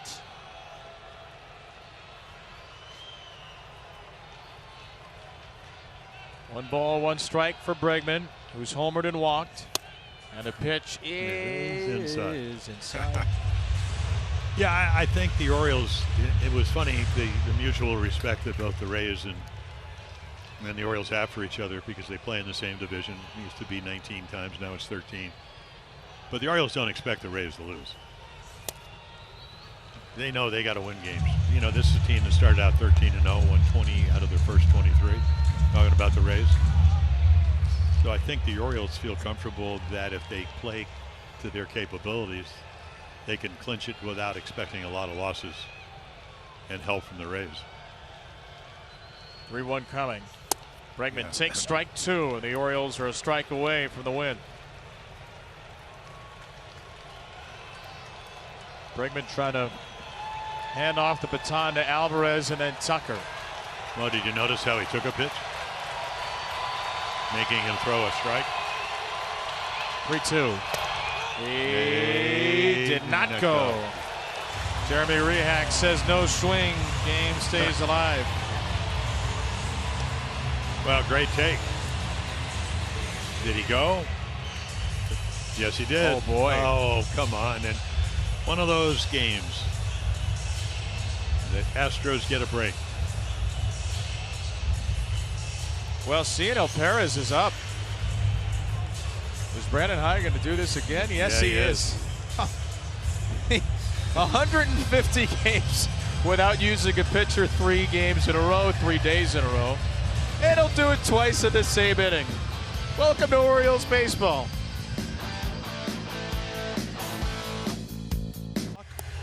Third day in a row pitching for him. Orioles use their 5th reliever. Some managers are playing chess late in the season. Some are playing checkers. Brandon Hyde's playing Catan. He goes with Cianel Perez for a 3rd straight day.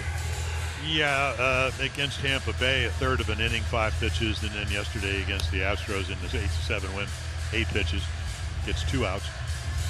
Well, we always talk about it. You need 27 outs and have a lead, and they're still looking for that elusive 27th out, and it'll be one of the great hitters in the American League. Alvarez out of Cuba, signed with the Dodgers, and then traded to Houston. Never ever took an at-bat in the Dodger organization after they signed him for $2 million. But he can flat out hit. And Perez has been flat out pitching. He has not given up an earned run all the way back to the 12th of August. An amazing run, 22 consecutive outings. The longest streak for an Oriole since Zach Britton 7 years ago, and he zips in a sinker to Alvarez. Tucker, the tying run, is on deck. Yesterday it was Perez for the first 2 outs of the ninth, Cano the last. The 2 trying to flip-flop.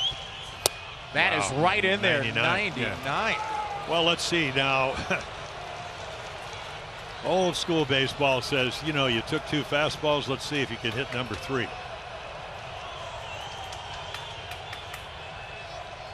Oh, 2. Wow, Oh, he couldn't. There you go. 99 for a 9-5 win. What a way to make a living. Cianel Perez shuts the door. The Orioles use 6 more pitchers. They get 4 more home runs. And they win 9-5 in Houston, dropping the magic number to clinch the East to 8. Wow, I mean, that was Dave Righetti. 99. Why mess around? 97, 99, and then Gretzky him right here. See ya. Goodbye. Never could get the bat off your shoulder. This is some serious pitching. Ball runs about 6 inches back to catch the outside part of the plate. 3 called strikes to shut the door for Cianel Perez. And excuse me, as you said, he used to be signed by the Astros, right, by Mike Elias. His 2nd save. Jack Flaherty pitched 2 big innings on 3 days rest. Yennier Cano and Cianel Perez, gutsy performances. They deserve a couple of days off. Kyle Bradish is going to have to throw all 9 innings tomorrow maybe, but that's a story for another day because the Orioles have just won a series in Houston, which they've done for the 3rd straight year. Up to the minute, the magic number's down to 8. A combination of 8 Orioles wins and Rays losses over the next 12 days will clinch the American League East for the Baltimore Orioles. And by the way, it's road win number 50, Jim. 50-26, which is on pace to be the best road record in the history of the Baltimore Orioles. Well, it's also the best road record in baseball. So, again, I mean, just an amazing year. Every night, somebody different. Tonight, that somebody different was, well, not that kid, though. He was a big part of the win, too. Austin Hayes hit a couple of home runs. He's down with Mel. A couple of big home runs for Austin here tonight. You have been on fire lately. Kind of noticed that it plays a little funky out and left, so you just go ahead and tattoo him that way. What were you seeing tonight? I got a couple pitches on the inside part of the plate that I was able to get enough barrel to on the first one with that short porch out there, and I was able to get the barrel to that 2nd fastball to left center. Team lead in multi-hit efforts. Another one tonight in the biggest of ways. How good are you feeling right now? We know no one's 100% in September, but you'd never know it watching you swing. Yeah, I feel as close to 100% as you can be at this point in the season, and you know, mechanically I feel good. I feel like I have a good solid plan that I build with our hitting coaches every day. Coming in, we're ready for whoever's in the bullpen and whoever the starter is that day, and just Yeah, swinging it good right now. Swinging it good. You mentioned that bullpen, 17 relievers in 3 days. You guys are in the middle of 17 consecutive games without an off day. Jack Flaherty takes one for the team and goes out there. You get 3 straight appearances from Cano and CNL. What has it meant to just see these guys continually show up for you? Yeah, our bullpen is ready to answer the call every day. Jack did a great job tonight, I think 2 1/3 maybe, something like that. He did a great job for us saving the bullpen there, and Cano and CNL do what they do. They do what they do. You and Cedric and the rest of the guys doing what you've done for all these years to see it through. Magic number down to 8. Congratulations, Austin. Yeah, thank you. All right, we've got a big win coming up. The breakdown for the Orioles. Hear from manager Brandon Hyde. A look back on Kyle Gibson's night and the hot-hitting Austin Hayes. O's Extra Postgame presented by PNC Bank is coming your way next.